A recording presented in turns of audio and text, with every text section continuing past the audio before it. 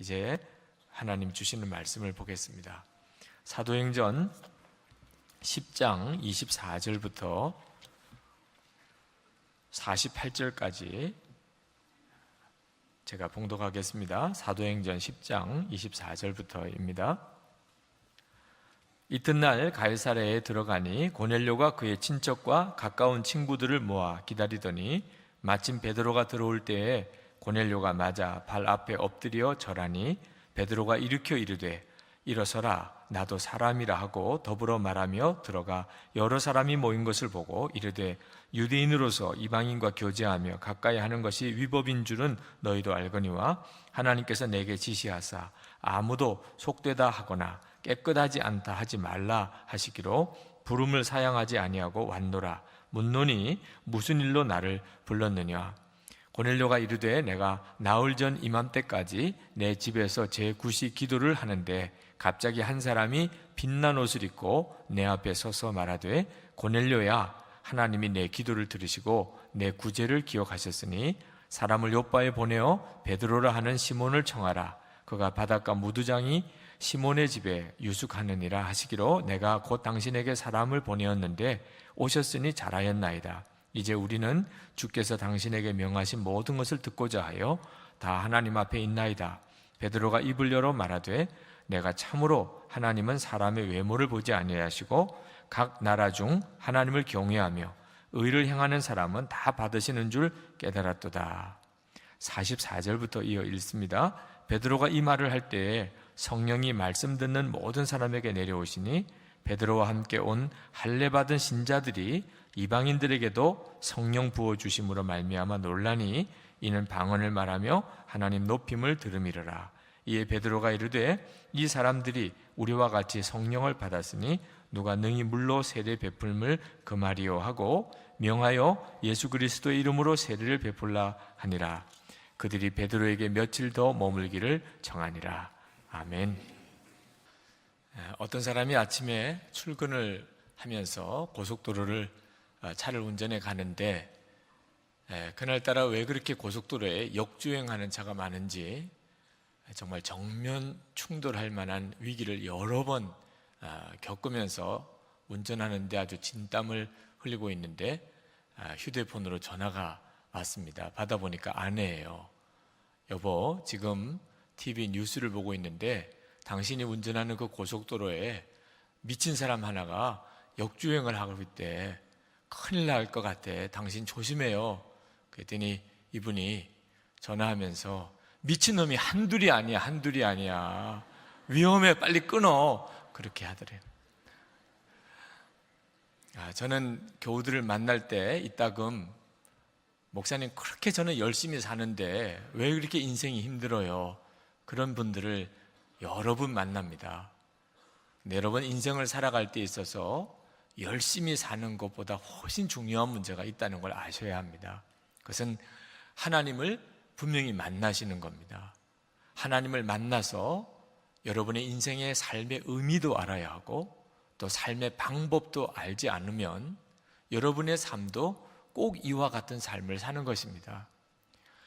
한신대 정태기 박사님께서 미국에 유학을 하실 때 그 미국인 교회에 친구 목사님이 설교를 부탁해서 설교하러 갔었다가 그 교회 예배당에 들어가는데 한 40대쯤 돼 보이는 한 남자분이 교회 청소를 하시는데 그렇게 신이 나서 즐겁게 기쁨으로 청소를 하시는 겁니다. 감동받을 정도였어요.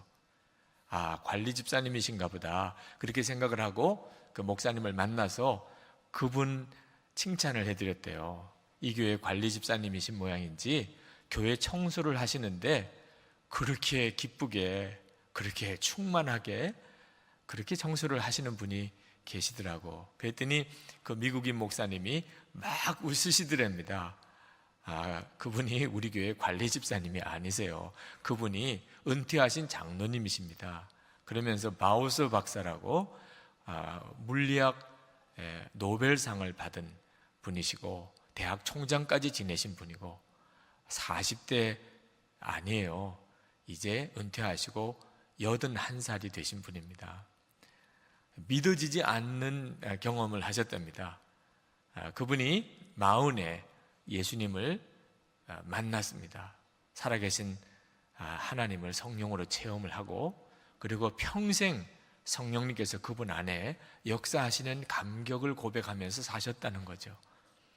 그분의 삶 전체가 기적이었다는 거예요. 지금도 교회 오시면 너무 즐거운 마음으로 교회 청소를 다 하시는데 누가 뭐라고 어떻게 말릴 수도 없고, 그걸 보는 것만 해도 모든 교우들이 은혜를 받으신다는 겁니다. 살아계신 하나님을 분명히 만나고 그렇게 살아가는 삶은 인생이 정말 완전히 변화되는 것이고, 내가 만약에 아직도 하나님의 살아계심을 실제로 체험하지 못했다면 우리 인생은 실제로는 방황하는 겁니다. 러시아의 사성 장군을 대표로 하는 고위 군 간부들이 한국을 방문했던 적이 있었습니다. 그분들이 한국 군 관계자들과 여러 번의 만남을 가지면서 그분들이 받은 충격이 하나 있었다고 그래요.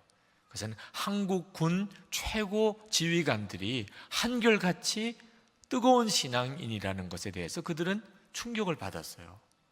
왜냐하면 러시아에서는 종교를 갖는다, 신앙을 갖는다는 것은 지극히 나약한 사람을 말하는 의미였기 때문입니다. 하나님이 어디 계시냐? 그런 전통에서 사실 러시아가 이렇게 되어버렸어요. 그들은 한국에 와서 한국 군 지휘관들의 신앙생활을 도무지 이해할 수 없어 했습니다. 그런데 사실은 그것이 문명이나 문화로 따지면 우리나라와 비교할 수 없는 나라가 러시아죠. 그렇지만 그 러시아가 지금 이렇게 된 것은 공산주의 혁명 이후로 공개적으로 하나님을 부인했기 때문입니다. 하나님을 믿는 것과 하나님을 부인하는 것은 엄청난 차이가 있는 거죠. 저는 오늘 이 시간에 초청을 받아 오신 분들도 그렇고 또 우리 모든 교우들도 정말 살아계신 하나님을 체험하는 주일이 되기를 축복합니다. 오늘이 성령 강림 주일이기도 합니다. 우리에게 처음 성령 하나님께서 임하신 날, 오늘 그날을 기념하는 주일이기도 합니다. 살아계신 하나님을 체험하는 것은 성령 하나님을 체험하는 거죠. 그럼 어떻게 하면 우리가 하나님은 정말 살아계시고 그 하나님을 이 고넬료의 집에 성령이 임했던 것과 같은 체험을 할 수 있을까? 하나님에 대한 갈망을 갖는 것입니다. 그것이 가장 먼저 필요한 것이에요. 오늘 이 사도행전 10장의 내용은 이방인들에게, 유대인의 입장에서 본 겁니다. 유대인 아닌 다른 민족에게 성령님이 임하는 최초의 사건을 기록한 겁니다. 고넬료는 로마 군의 장교였고 유대인들을 지배하기 위해서 파견된 군대의 지휘관입니다. 근데 성경은 그가 하나님을 믿었다고 그랬습니다. 그것도 참 특별한 일이죠. 자기가 지배하고 있는 민족의 종교를 그가 받아들인 겁니다. 하나님이 살아계시다.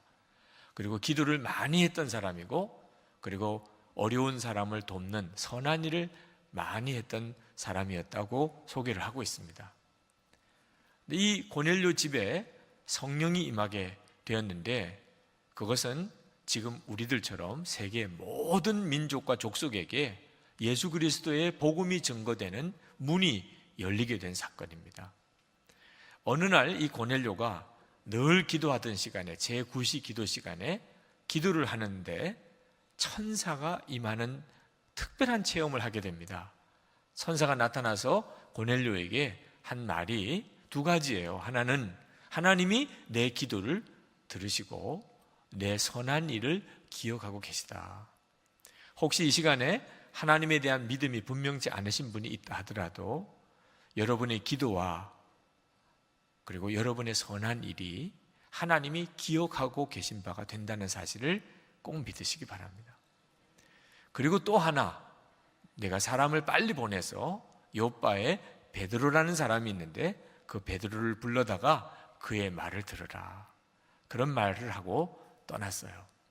고넬료는 그렇지 않아도 하나님이 계시다는 믿음을 가졌었는데 천사까지 만나고 그 말을 듣게 되면서 가슴이 그냥 뜨겁게 하나님에 대한 갈망으로 일어나기 시작을 했습니다. 그래서 베드로를 데려오라고 사람을 보냈어요. 베드로가 그 사람을 만나서 고넬료의 집에 왔습니다. 와서 보고 깜짝 놀랐어요. 온 가족들과 또 친지들과 친구들까지 다 집에 모아놓고 기다리고 있었어요. 베드로가 도착하니까 고넬료가, 그는 지배 민족의 파견된 군대의 지휘관입니다. 자기가 지배하고 있는 유대 민족의 한 사람인 베드로가 들어오는데 이 고넬료가 그 앞에 엎드렸어요. 이건 겸손이라고 말할 수 있는 것도 아니죠. 그 고넬료 안에 얼마나 하나님에 대한 갈망이 뜨거웠는가 하는 것을 보여주는 겁니다. 베드로가 너무 당황스러워서 일어나세요, 일어나세요. 저는 하나님이 아니고 저는 사람입니다 라고 말했을 정도예요. 고넬료가 베드로에게 그렇게 말했습니다. 33절에 주께서 당신에게 명하신 모든 것을 듣고자 하여 다 하나님 앞에 있나이다. 베드로 앞에 있는데 그것을 자기는 하나님 앞에 있다고 고백을 했습니다.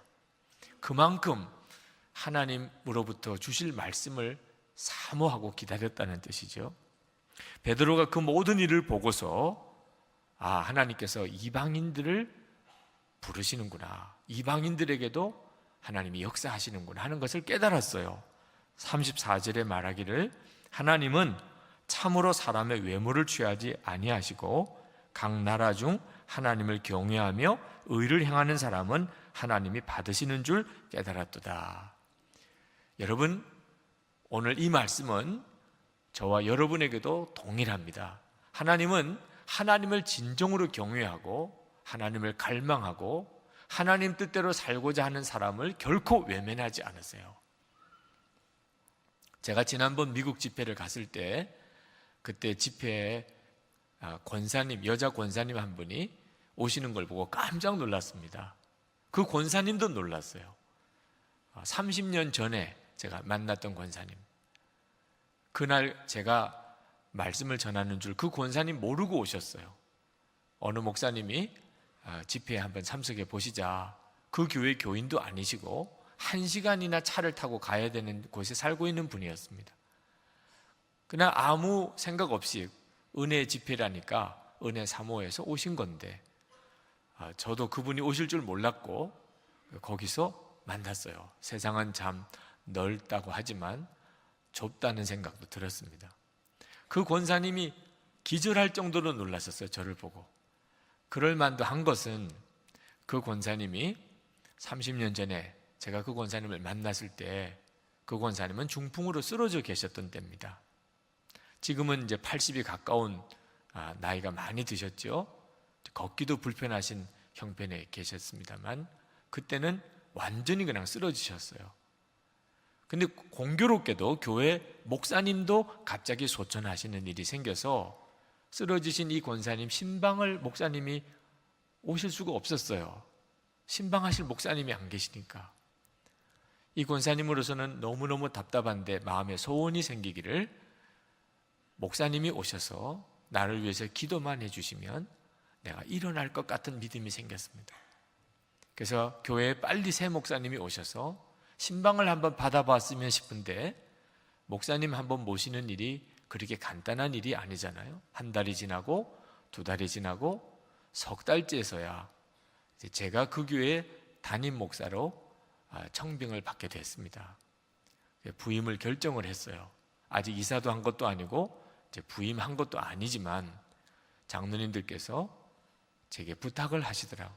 목사님, 아직 우리 교회 정식으로 부임하신 건 아니지만 꼭 신방을 해주실 집이 하나 있는데 서울 가시는 기차를 타시기 전에 신방해 주실 수 있겠습니까? 그렇게 하시자 그랬습니다. 시간은 별로 없지만. 그래서 부산역 앞에 있는 집에 2층에 올라가니까 조그만 방에 권사님이 꼼짝 못하고 누워 계시더라고요. 그런데 들어가는데 그렇게 마음이 뜨겁게 간절해지는 겁니다. 저도 마음이 그분을 향하여 그렇게 마음에 긍휼함이 일어나요. 시간은 별로 없지만 그 권사님을 붙들고 하나님께 간절히 기도했습니다. 하나님, 고쳐주십시오. 저가 기도만 받으면 나을 줄로 믿었습니다. 예수님께서 고치심을 믿습니다.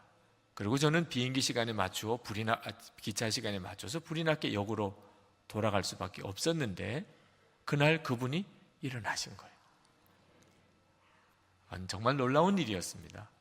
그리고 정말 완전한 건강을 회복하셨어요. 그리고 나중에 이제 미국에 이민을 가셔서 그리고 거기서 그렇게 만났으니 정말 그 기쁨은 말할 수도 없지요. 하나님은 알고 계세요. 누가 하나님을 정말 찾는지 갈망하는지 알고 계십니다. 여러분, 하나님에 대한 갈망이 없으면 교회를 다녀도 성령의 체험을 못합니다.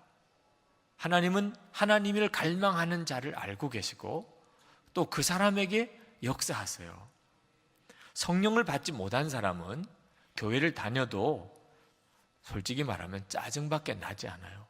왜? 말씀을 들어도 은혜가 안 되고 오히려 짜증이 난다니까.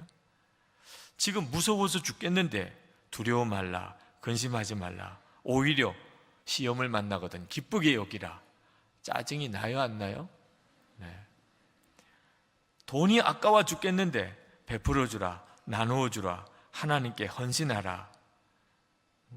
내가 낳은 자식도 때로는 꼴보기 싫을 지경인데 원수를 사랑하라. 뒤집어 놓는 이야기죠, 진짜. 갈 바를 알지 못하고 고향을 떠났던 아브라함을 본받으라. 저주를 퍼붓는 시므이를 보고도 용서하는 다윗을 보라. 어떤 유혹을 받아도 끄떡하지 않는 요셉을 보라. 어떤 시험이 와도 기도로 이겼던 다니엘을 보라. 하나같이 현실성이 없는 이야기들이에요. 이런 이야기 들으면 그러면 어떤 사람들은 속으로 생각할 거예요. 내가 정말 그렇게 할 수 있다면 내가 여기 앉았겠어? 말이 좀 되는 이야기를 하시라. 그런 심정이신 분들도 이 자리에 많으실 겁니다. 교회를 다니셔도 실제로 성령 하나님을 체험하지 못하고 신앙생활을 하는 것은 그 자체가 또 하나의 짐지는 것과도 같은 것이고 하나님은 결코 그렇게 우리를 부르신 것이 아닙니다.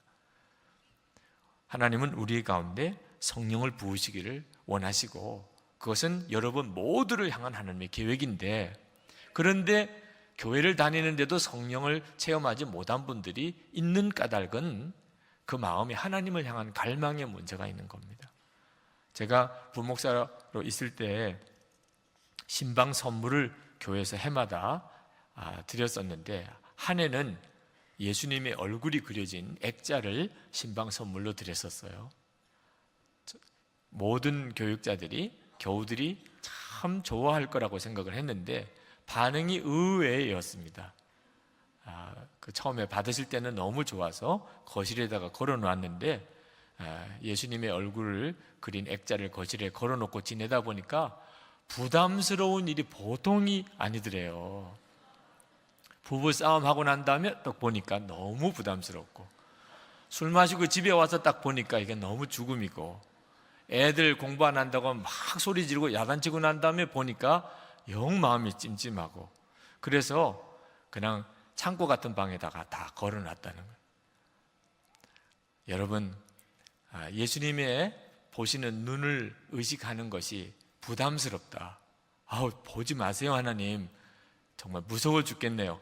이런 심정이 됐다면 성령 체험하는 그것은 기대하지 말아야 하는 거죠. 하나님을 향한 내 마음의 갈망, 그것이 바로 우리가 성령 하나님을 체험하는 매우 중요한 조건입니다. 오늘 우리가 읽은 고넬료는 정말 하나님을 갈망하는 사람이었습니다. 그러나 하나님을 갈망한다는 것만 가지고 성령 하나님을 체험하는 것은 아닙니다. 아직도 하나가 더 필요해요. 고넬료는 오랫동안 그는 하나님을 마음으로 믿었고 그리고 기도 생활을 잘했고 선한 일을 많이 하며 살았습니다. 그러나 그는 그렇다고 해서 성령 하나님을 체험한 것은 아니었습니다. 그러나 천사가 나타나서 그에게 한 가지 더 필요한 것을 말씀해 주셨어요. 베드로를 불러서 베드로가 하는 말을 들으라 하는 것이었습니다. 자, 고넬료가 베드로를 초청해서 무슨 말을 들었나요? 예수 그리스도에 대한 복음을 들었습니다. 베드로는 고넬료의 청을 받고 와서 예수 그리스도의 복음을 전했어요.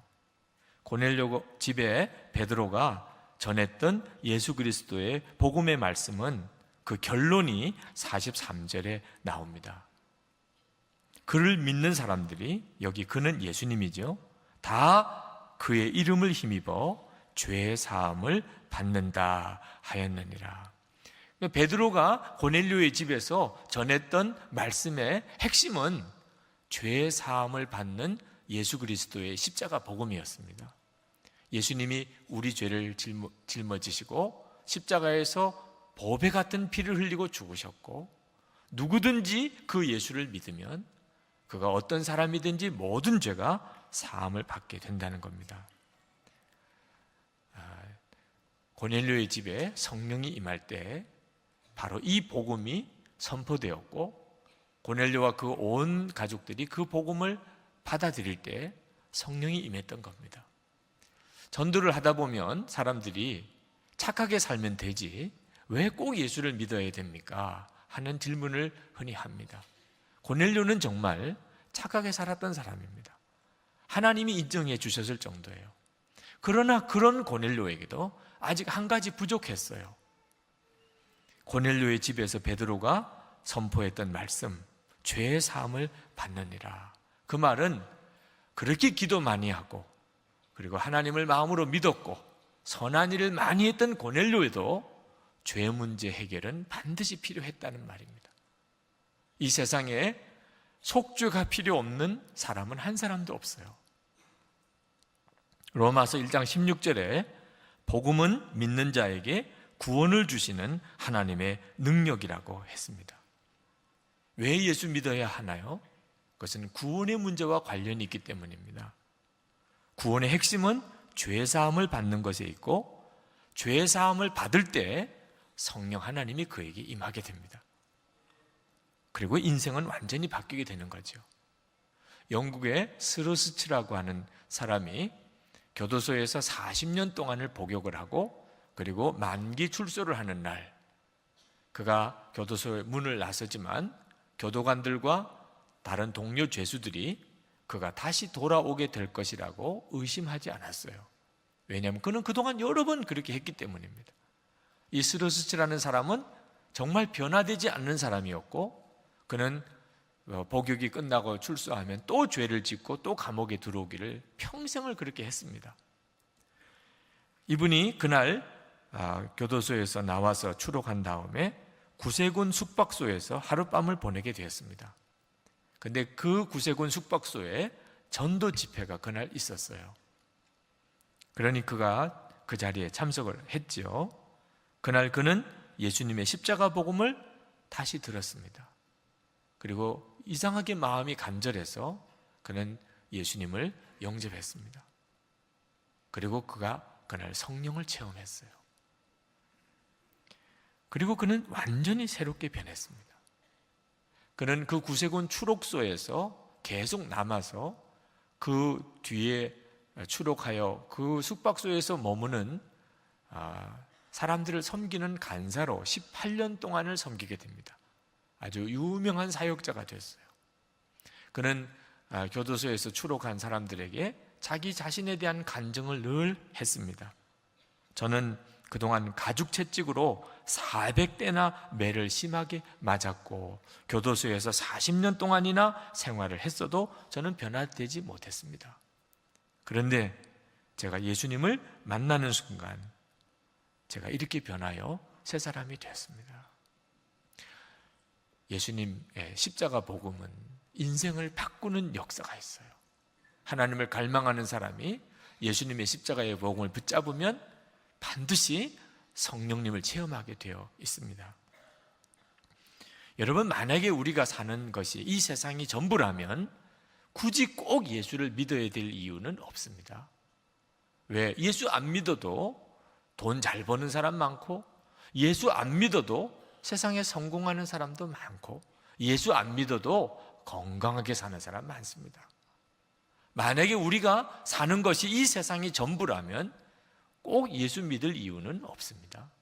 그러나 여러분 꼭 기억하셔야 됩니다. 이 세상은 정말 잠깐이고 영원한 하나님의 나라가 있습니다. 천국과 지옥이 분명히 있습니다. 여러분, 하나님의 나라는 공부 잘한다고, 또 성공했다고, 돈을 많이 벌었다고, 다른 사람보다 좀 착하게 살았다고 들어갈 수 있는 곳이 아닙니다. 죄의 사함, 완전한 죄의 사함을 받지 않은 사람은 하나님 나라에 들어갈 수가 없습니다. 그리고 성령을 체험한 사람만이 그는 하나님 나라 가게 됩니다. 그러므로 예수를 꼭 믿어야 하는 거죠. 예수를 믿지 않으면 죄사함과 성령을 체험할 수가 없기 때문입니다. 로마서 8장 1절 2절에 그러므로 이제 그리스도 예수 안에 있는 자에게는 결코 정죄함이 없나니 이는 그리스도 예수 안에 있는 생명의 성령의 법이 죄와 사망의 법에서 해방하였습니다 했습니다. 고넬료는 예수는 믿지 않았지만 하나님을 믿었어요. 그리고 선한 일 많이 했고 기도하는 사람이었습니다. 오늘 초청받아서 오신 분들은 고넬료와 같으신 분들입니다. 여러분들은 하나님이 계시다는 것을 마음으로 알고 사셨던 분들이에요. 그렇지 않으면 오늘 교회 문턱을 넘어 여기까지 오실 수가 없습니다. 여러분들은 성실하게 사셨던 사람들입니다. 남에게 폐한 끼치고 그리고 정직하게 살려고 그리고 선한 일을 하며 살려고 애쓰시며 사셨던 분들이에요. 고넬료와 같은 사람들이죠. 그렇지만 그렇게 성실하게 살았고 마음으로 하나님을 믿는다는 것만 가지고 영생의 축복을 얻는 것은 아닙니다. 그랬다면 고넬료가 베드로를 청하여 복음을 들을 이유가 없었죠. 천사가 그 고넬료에게 베드로를 청하여 예수 그리스도의 십자가 복음을 들으라고 역사하신 것은 오늘 이 시간 여러분들에게도 예수 그리스도를 믿는 것이 그렇게 중요하다는 것입니다. 죄 사함을 받고 성령을 체험하기까지 우리 영혼은 아직 구원받은 것이 아닙니다. 그러므로 예수님의 십자가 복음을 믿으시기 바랍니다. 그리고 성령을 선물로 받으시기를 원합니다. 저는 목사의 아들입니다. 그리고 제가 목사가 됐죠. 그러나 신학교에 들어갈 때까지만 해도 예수님의 십자가 복음을 알기는 했지만 그 십자가의 복음이 얼마나 놀라운 능력인지는 몰랐습니다. 제가 신학생 때 선배가 병원 전도대에 참여하라고 저를 불렀어요. 그래서 그렇게 하시자고 쉽게 대답을 했습니다. 전도가 뭔지를 몰랐기 때문이죠. 그리고 병원 전도대 간 첫날 저는 죽는 줄 알았어요. 예수님의 십자가 복음에 대한 분명한 확신도 없었고 또 전도가 뭔지 훈련도 받지 못했었습니다. 만약에 어느 한 여학생이 저와 짝이 되어서 전도를 안 했다면 저 도망갔을 거예요. 도망도 못 가고 한 병실 한 병실 들어가서 예수 믿으십시오. 예수 믿고 구원 받으십시오. 그럴 때 사람들이 다 저를 이상한 사람 보는 겁니다. 그것처럼 정말 진땀 나는 일은 없었어요. 어느 환자를 붙잡고 기도해 드리겠다고 그래서 기도를 하는데 꼭 느낌이 이분은 기도를 안 하고 저를 보고 있는 것 같아요. 그래서 기도하다가 살짝 눈을 뜨고 보니까 두 눈을 동그랗게 뜨고 저를 보고 있는 겁니다. 한번 경험해 보세요. 얼마나 식은땀이 흐르는 일인지. 제정신도 아니었어요. 어떻게 기도를 끝내야 될지. 어느 여자 환자분이 계셔서 정말 중병을 고쳐달라고 깨끗하게 완쾌되어서 그리고 집으로 가게 해달라고 그렇게 간절히 기도했는데 기도하고 난 다음에 너무 싸늘한 눈으로 저를 보는 겁니다. 나오면서 보니까 산부인과 병동에 해산하려고 온 임산부에게 중병을 고쳐달라고 입에 침을 튀기면서 기도했던 저를 생각하니까 다리에 힘이 다 빠지는 거예요. 한 걸음을 디디기가 어려워요. 저는 그날 다시는 나 전도 안 나온다 다짐하고 또 다짐했어요. 그날은 뭐 어떻게 할 수 없이 여학생 때문에 하여튼 끝까지 전도 마치고 그냥 학교로 그냥 돌아와 버리고 말았습니다. 그러나 그 다음날 청천벽력 같은 통보를 받았어요. 병원 전도대 총무로 임명을 받았다는 거예요. 그 여학생이 정말 오해를 했어요. 제가 그렇게 사람들이 싸늘하게 반응이 없어도 땀을 뻘뻘 흘리는 것을 열정으로 봤어요. 구령의 열이 이렇게 뜨거운 사람을 나는 처음 봤다. 그리고는 소개를 그렇게 한 바람에 병원 전도대 총무가 되어버렸습니다. 그 다음날 전도 나가는 날이 다가왔는데 밥맛이 없는 거 있죠. 아침 밥맛이 없어요. 아침 굶었지요? 점심은 도망가서 도서관에 숨었지요? 그런데도 끌려갔어요. 그렇게 병원 전도대를 했습니다. 근데 저는 그것이 하나님께서 저에게 예수 그리스도의 복음의 능력이 무엇인지를 경험하게 해주는 기회라는 걸 몰랐었어요. 한 달이 지나서 그날 제가 기도할 때 기도 안 하고 두 눈을 동그랗게 뜨고 저를 쳐다보신 그분이 사실은 실명하신 상태에 있는 분이었고, 그날 제가 그분에게 예수 믿으시고 죄 사함을 받으시고 구원 받으세요. 그리고 득에는 식은 땀을 흘려가면서 되는 말 안 되는 말로 그분을 고쳐달라고 기도했던 그 복음 전하는 것과 기도를 통하여 그분이 시력이 돌아왔다는 것을 들었을 때 정말 전기가 제 몸에 흐르는 감전된 것과 같은 충격을 받았습니다. 도대체 복음이 무엇인가? 예수 그리스도의 이름, 그 십자가의 복음이 도대체 무엇이길래 나 같은 자가 전했던 복음과 내가 드렸던 그 기도로 이런 역사가 일어난다는 말인가? 그리고 제 사역의 방향이 정해졌어요. 나는 예수 그리스도의 복음을 전하는 설교자가 될 것이라, 목회를 할 것이라. 오늘 이 시간에 예수 그리스도, 그분은 우리 인생을 뒤바꿔 놓는 우리의 구주이고 또 우리의 삶의 주님이십니다. 예수 그리스도 안에, 그 복음 안에 성령의 놀라운 체험이 뒤따라오게 되어 있습니다. 예수님은 약속하셨어요. 요한복음 14장 18절에 내가 너희를 고아와 같이 버려두지 아니하고 너희에게로 오리라. 세상에 많은 사람들이 고아처럼 삽니다. 고아가 어떻게 사는 거지요? 자기 문제는 자기가 해결하고 살아야 돼요. 아버지가 안 계시니까. 그런데 하나님의 계획은 그렇지가 않아요. 우리를 고아처럼 살게 내버려 두시지 않으십니다. 우리에게 오신다고 하셨어요. 어떻게 오시죠? 내 마음에 하나님을 향한 진정한 갈망을 가질 때, 하나님, 제가 하나님 만나기 원합니다. 하나님, 제 삶에 오시옵소서. 그리고 여러분이 예수님의 십자가 복음을 정말 붙잡을 때, 예수님은 나를 위해 보배 같은 피를 흘려주셨고, 그리고 생명이 바뀌었다. 이제는 예수님이 내 생명이심을 여러분이 정말 믿을 때, 그때 하나님의 성령이 여러분에게 놀랍게 임하게 되는 것입니다. 오늘 이 시간 여러분 모두가 다 성령의 충만함을 체험하게 되기를 축복합니다. 기도하십시다. 여러분, 하나님을 구하십시오. 하나님, 제 인생에 오시옵소서. 제 마음에 오시고 우리 가정에 오시고 그리고 내 삶을 이끌어 주시옵소서.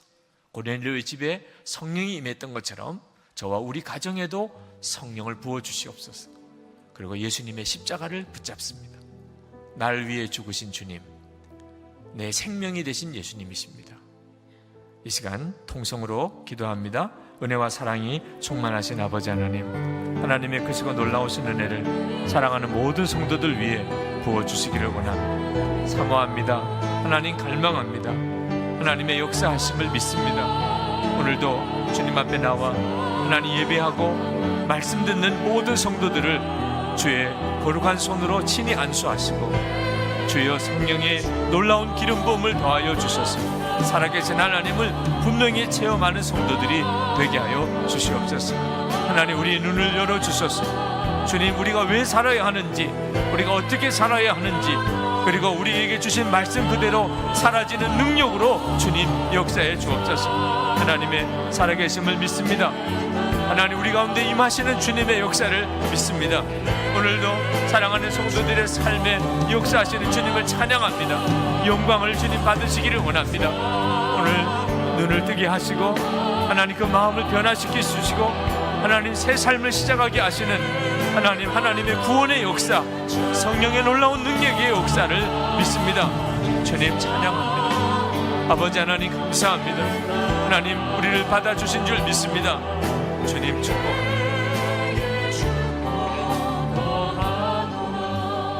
아버지 하나님, 이 시간에 저희들이 그토록 간절히 기도하고 그리고 우리와 함께 똑같은 생명의 복음을 통하여 구원받는 역사를 주시려고 하나님 초청했던 사랑하는 이들이 함께 예배를 드렸습니다. 하나님, 이 시간 초청을 받아 온 이들은 하나님의 계획에 의하여 부름받은 이들인 줄 믿습니다. 고넬료의 집에 성령이 임하며 그 고넬료를 통하여 로마 교회가 세워지고 세계 모든 족속과 나라에 복음이 증거되게 하신 것처럼 늦게 예수를 믿으셨어도 살아계신 하나님을 만나고 구원의 놀라운 새 삶을 살게 하여 주옵소서. 오늘 이 예배드리는 모든 성도들에게도 오늘 성령 강림 주일에 약속하신 성령의 놀라운 체험을 부어 주옵소서. 하나님을 갈망하며 주님을 사모하는 마음을 부어주시고 주님의 십자가를 온전히 붙들게 하소서. 하나님이십니다. 예수님 한 분이면 정말 충분합니다. 우리와 함께 계시는 것을 보여주시고 우리와 함께 계심을 우리가 분명히 알게 하소서. 오늘도 예배하고 우리의 찬양과 기도를 주께 올려드렸으며 이제 우리의 헌금을 주께 봉헌합니다. 하나님의 기뻐하는 뜻대로 이 헌금들이 사용되게 하소서. 복음이 전해지고 하나님의 사랑이 전해지고 세상이 변화되고 하나님의 살아계심이 증거되는 일에 사용되게 해 주옵소서. 성도들의 삶을 축복해 주소서. 환난과 우환이 많은 세상 중에 있지만 하나님, 구원의 하나님, 축복의 하나님, 그 증인이 되게 하소서. 베풀어주고 나누어주고 다른 사람을 사랑하며 사는 힘이 있게 하소서. 육신의 질병을 고쳐주시고 가정의 기업을 축복하시고 특히 온 가족들, 자녀들을 하나님 이 시간에 책임져 주시옵소서. 하나님, 이 나라와 민족을 위한 기도 제목이 간절합니다. 하나님, 눈물로 나라 위에 기도하는 성도들을 외면치 않으실 줄 믿습니다. 북한을 주의 손으로 붙드소서. 지금은 말할 수 없는 위협의 세력들이 그곳에 있지만 하나님은 극적으로 이 상황을 변화시키셔서 북한에 복음의 역사가 일어나고 또 통일되게 해주실 줄 믿습니다. 성도들이 깨어 기도하게 하소서. 세계 열방에 나가 있는 선교사님들에게 힘을 주소서. 주님 다시 오심을 준비하는 사명자들에게 축복해 주소서. 우리 교회가 선교사님들을 능히 돕고 더 풍성히 도울 수 있도록 힘을 부어 주시옵소서. 예수 그리스도 이름으로 간절히 기도합나이다. 아멘. 네, 열흘 동안 인도네시아 선교사님들 또 현지 교회 방문하고 또 현지 교민들 부흥회를 인도하고 왔습니다. 많은 선교사님들을 만났는데 여전히 기억되시는 몇 분이 계십니다. 어느 여선교사님 싱글이신데 자카르타까지 1시간 반 비행기를 타고 와야 되고 또 거기서 14시간을 또 배를 타고 들어가는 인도네시아에서도 가장 오진 섬에 들어가셔서 사역하시는 싱글인 여선교사님 또 만나 뵙고 젊은 부부이신데 어느 선교단체에서 99.9% 아주 강성 모슬렘들만 사는 마을에 들어가셔서 사역하시는 분이십니다. 선교사의 신분을 감추고 계신데 만약에 선교사라고 하는 신분이 드러나면 언제도 생명을 잃을 수 있는 그런 위험한 곳에 들어가 계시는 젊은 부부 선교사님 또 보았습니다. 2개월 전에, 수련회 오시기 2개월 전에 선교사님이 샤워를 하시는 중에 강도가 집에 들어왔는데, 무슬림 성직자가 강도로 가장해서 선교사님을 마구 폭행을 하는 일이 있었습니다. 얼마나 두렵고 당황스러웠던 일이겠어요. 그런데 바로 그 2개월 전에 있었던 일을 겪으신 젊은 선교사님 내외도 보았습니다. 제가 선교사님들을 위해서 어떤 은혜를 끼치러 갔다기보다 그 인도네시아에 가 계신 선교사님들에게서 엄청난 도전을 받고 왔다고 해야 정확한 표현이 되겠습니다. 어떻게 이렇게까지 선교하실 수 있을까? 이런 어려움과 위험을 감당하면서도 어떻게 끝까지 그 선교지로 다시 들어갈 수 있을까? 어떤 때는 잘 믿어지지도 않았고, 그 선교사님들의 용기에 대해서 정말 마음에 경외하는 마음을 가지게 또 되었습니다. 근데 그것이 성령이 주시는 마음이라는 것을 너무나 깊이 알 수 있었습니다. 성령님이 아니라면 결코 그와 같은 일을 생각할 수도 또 감당할 수도 없다는 것을 알았습니다. 우리 안에 오시는 성령님의 한결같은 소원은 땅끝까지 모든 족속에게 예수 그리스도의 복음을 전하는 겁니다. 이것이 사도행전에 일어났던 모든 성령 역사의 한마디의 요약이라고 할 수 있겠습니다. 사도행전은 성도들에게 성령이 임하시고, 그리고 그 예수님의 제자와 성도들이 땅끝까지 주 예수님의 복음을 전하는 기록입니다. 여러분이 사도행전을 같이 읽어가시면서 조금 예민하게 성경을 보시는 분들은 사도행전 10장부터 그 중심 교회가 옮겨지고 있다는 것을 아마 느끼실지 모르겠습니다. 사도행전 1장부터 9장까지는 예루살렘 교회가 중심이고, 사도행전 10장부터는 안디옥 교회가 사도행전의 중심 교회가 됩니다. 근데 하나님께서 예루살렘 교회에서 안디옥 교회로 세계 선교의 중심 교회를 옮기시게 되는데, 거기에는 까닭이 있습니다. 예루살렘 교회가 이방인들에 대하여 마음의 문이 열리지 않았기 때문입니다. 이방인 선교가 처음부터 쉽게 잘 열리지 않았던 것은 이방인들이 복음을 거부했기 때문만은 아닙니다.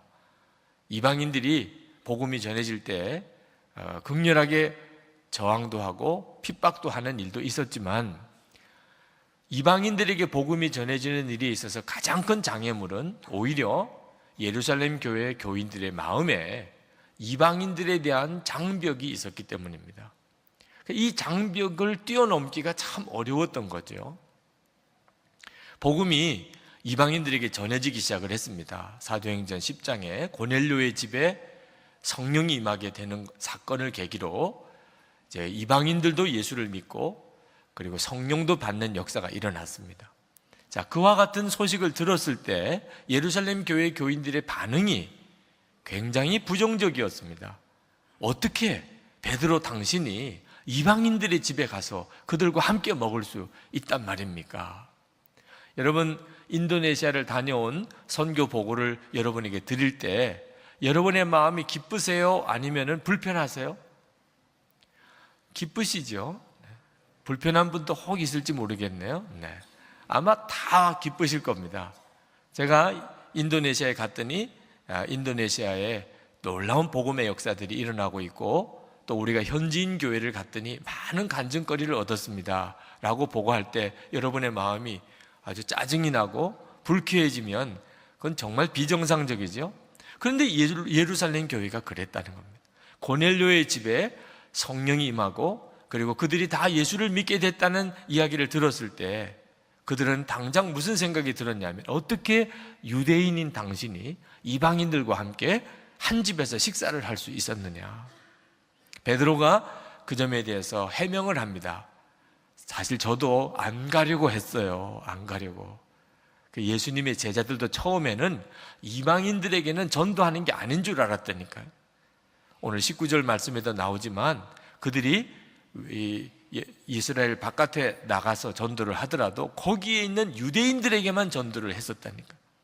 베드로가 나도 안 가려고 했어요. 그런데 하나님이 환상 중에 이방인들에게 가라고 분명히 제게 계시를 해주셔서 제가 갔었거든요. 그런데 갔더니 가서 제가 예수님에 대해서 설교를 하는데 성령이 먼저 임하지 않겠습니까? 그래서 성령이 먼저 임했으니 어떻게 해요? 제가 세례까지 그냥 베풀고 온 겁니다. 그 말을 듣고 예루살렘 교인들이 조금 마음이 풀렸어요. 하나님이 특별하게 그런 역사를 행하셨나 보다. 그때까지도 예루살렘 교인들은 이방인들에게 복음을 전하는 것이 하나님의 계획이구나, 이런 생각을 가지지 못했어요.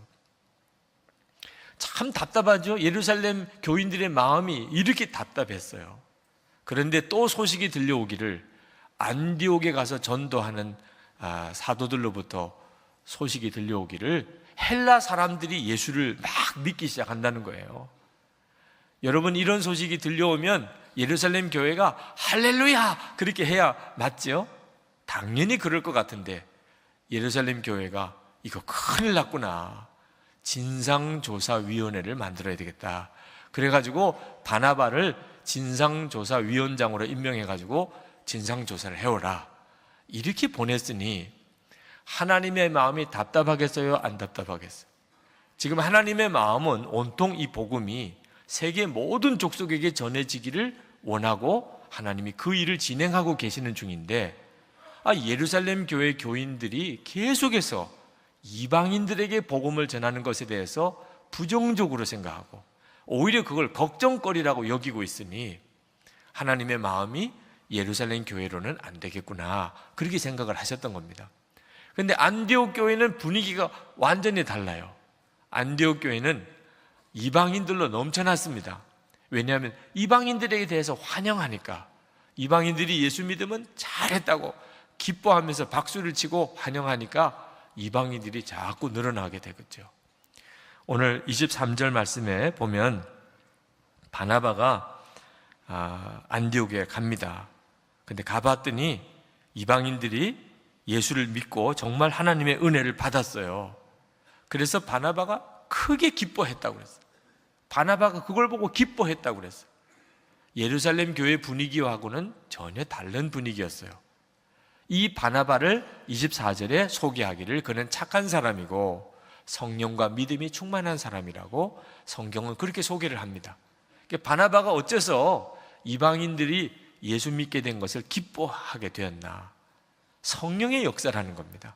성령께서 바나바 마음에 이방인이야, 하나님의 계획은 이방인에게 있는 거야, 그들이 예수 믿는 것은 잘된 일이야, 하나님이 역사한 일이야, 이런 믿음이 생긴 거죠.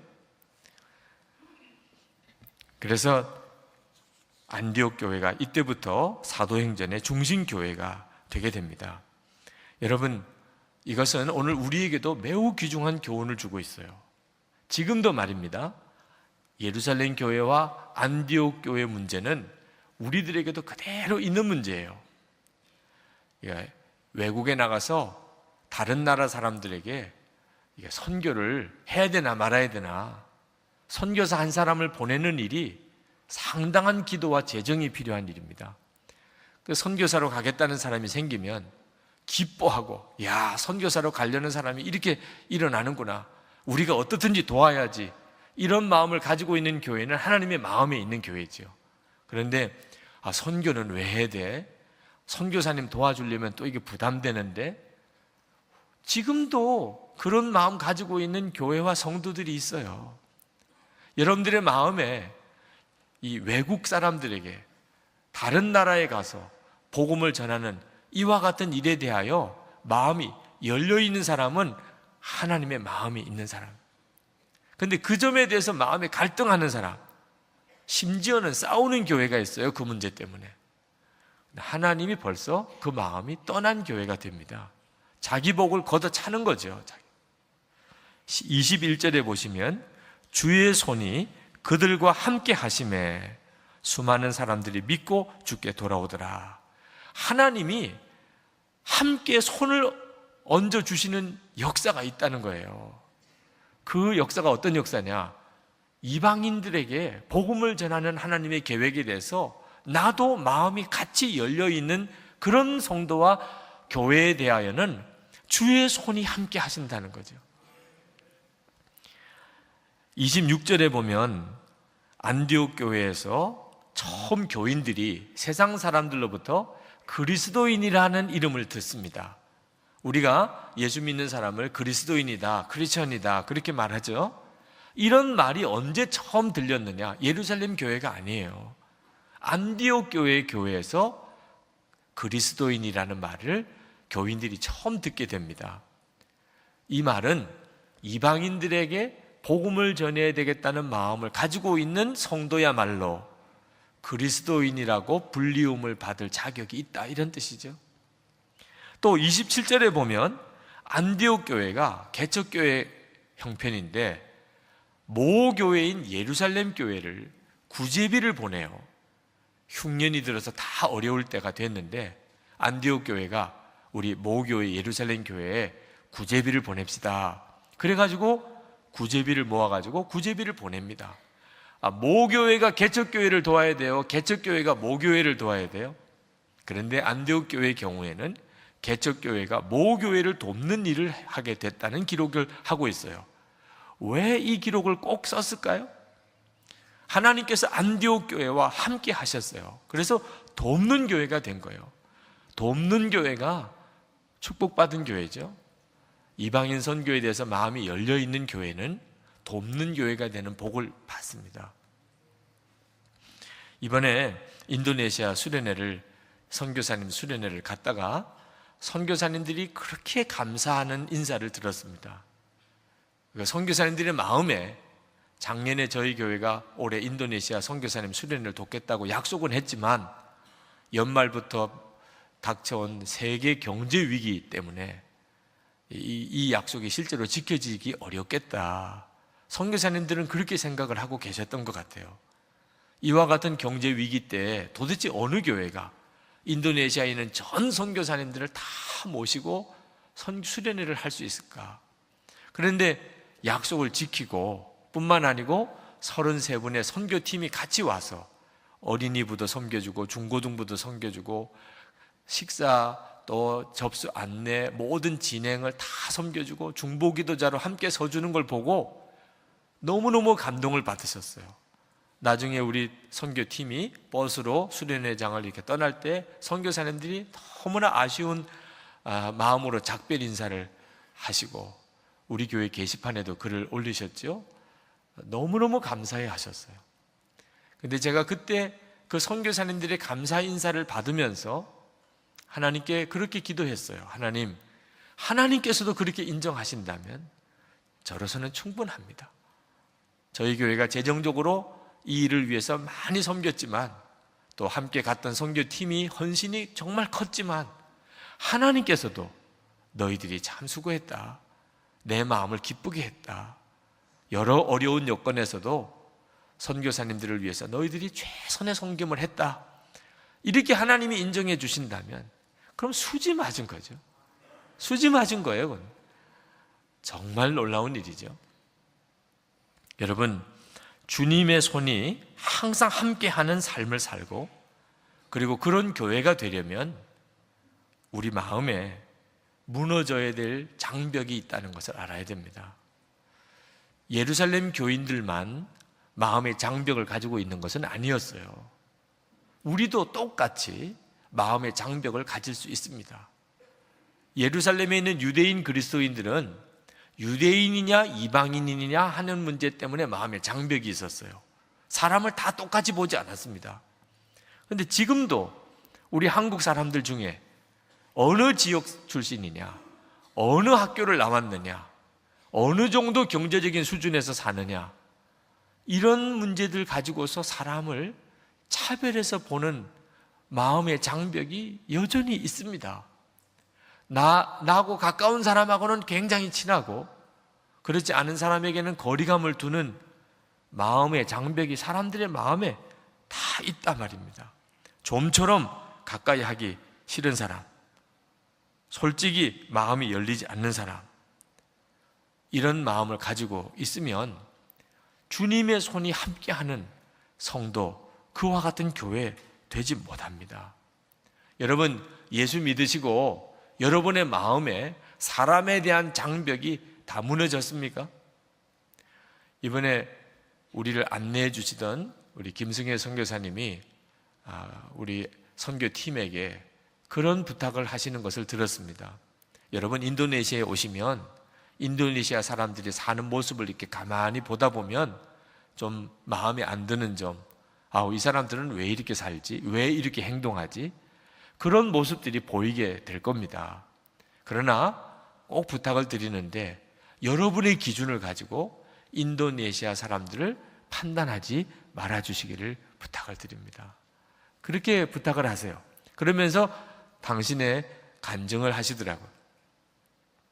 선교사님이 인도네시아에 와서 인도네시아 사람들과 같이 지내보니까 도무지 마음에 안 드는 점들이 한두 가지가 아니더래요. 왜 이렇게들 사실까? 왜 이렇게들 행동할까? 한 번은 솔직히 너무 화가 나더랍니다. 인도네시아 사람들에 대해서 마음에 막 화가 나서 안절부절 못할 때 하나님이 말씀을 주시더래요. 너 인도네시아에 왜 왔니? 너 인도네시아 사람들 판단하려고, 인도네시아 사람들을 가르치려고 너 온 거니? 너는 인도네시아에 나의 사랑과 복음을 인도네시아 사람들에게 전하려고 온 거 아니니? 그 말씀에 그냥 마음이 탁 무너져 버렸어요. 부끄러워서 아무 말을 못하게 됐다는. 인도네시아에 사람들이 어떠냐, 잘하냐 못하냐 판단하려고 온 것도 아니고 복음 전하려 온 선교사면서 자꾸 인도네시아 사람들에 대해서 불평하고 화내고 하는 자기 자신이 얼마나 자격 없는 것인지를 깨달았다고 우리들에게 꼭 부탁을 하시더라고요. 근데 여러분, 우리가 선교사로 나가 있는 거 아니라도 말입니다. 똑같아요. 우리는 우리 주변에 있는 사람을 판단하기 위해서 사는 사람입니까? 그렇지가 않습니다. 하나님이 우리에게 한 생애를 주셨어요. 어떤 사람에게는 60년, 80년, 90년 한 생애를 다 주셨는데 하나님이 뭐 하라고 살고 오라고 한 생애를 주셨을까요? 다른 사람보다 경제적으로 조금 더 넉넉하게, 세상에서 조금 더 그 사람들보다 좀 더 높은 위치에서 살다가 오라고 하나님이 생애를 허락하신 것일까요? 다른 사람들하고 치열하게 싸우고 경쟁하고 그렇게 살다가 오라고 하신 것일까요? 다른 사람들에 대해서 질투하고 열등감 가지고 마음의 고통을 겪다가 오라고 하나님이 한 생애를 주셨을까요? 다른 사람보다 더 많이 가지고 더 먼저 빼앗으려고 그렇게 아둥바둥 살다가 오라고 하셨을까요? 그렇지가 않습니다. 하나님이 우리에게 왜 생애를 주셨을까요? 하나님께서 우리에게 한 생애를 주신 것은 어떻게 해서든지 영혼을 구원하고 오라고, 한 사람이라도 더 지옥 갈 사람을 천국 갈 사람 되도록 만들고 오라고 우리에게 생애를 주신 거예요. 여러분이 여러분의 생애가 끝나는 날, 하나님 앞에 서는 날, 그때는 명확하게 알게 됩니다. 결국은 무엇이 남겠어요? 여러분이 세상에서 다른 사람보다 조금이라도 더 잘 살고 넉넉해지고 성공한 것이 남겠어요? 여러분이 살았기 때문에 한 영혼이라도 더 구원받았던 그것만 소중하게 남는 겁니다. 우리가 사람에 대한 장벽을 마음에 가지고 있으면 왜 그게 문제가 될까요? 그러면 전도의 문이 거기서 막혀버리기 때문입니다. 내가 사람에 대해서 싫고 좋은 것에 대한 마음의 장벽을 가지고 있으면 그러면 그것이 복음 전하는 데 결정적인 문제가 되는 거예요. 최근에 결혼을 하고 신혼여행을 아프리카 알제리로 다녀온 여전도사님이 있습니다. 아프리카 알제리에도 좋은 신혼여행지가 있나 보다 이렇게 생각하시는 분들은 오해예요. 저에게 찾아오셨어요. 결혼식 주례를 앞두고 목사님, 신혼여행 때문에 휴가를 조금 얻어야 되는데 조금 길게 주실 수 없습니까? 그런 부탁을 하러 오셨어요. 그래서 왜 그러냐 그랬더니 알제리에 있는 선교사님이 이번에 아기를 낳으러 한국에 오셨어요. 근데 이미 한 5살 되는 아들을 또 데리고 있습니다. 네, 한국에 와서 아기를 낳았어요.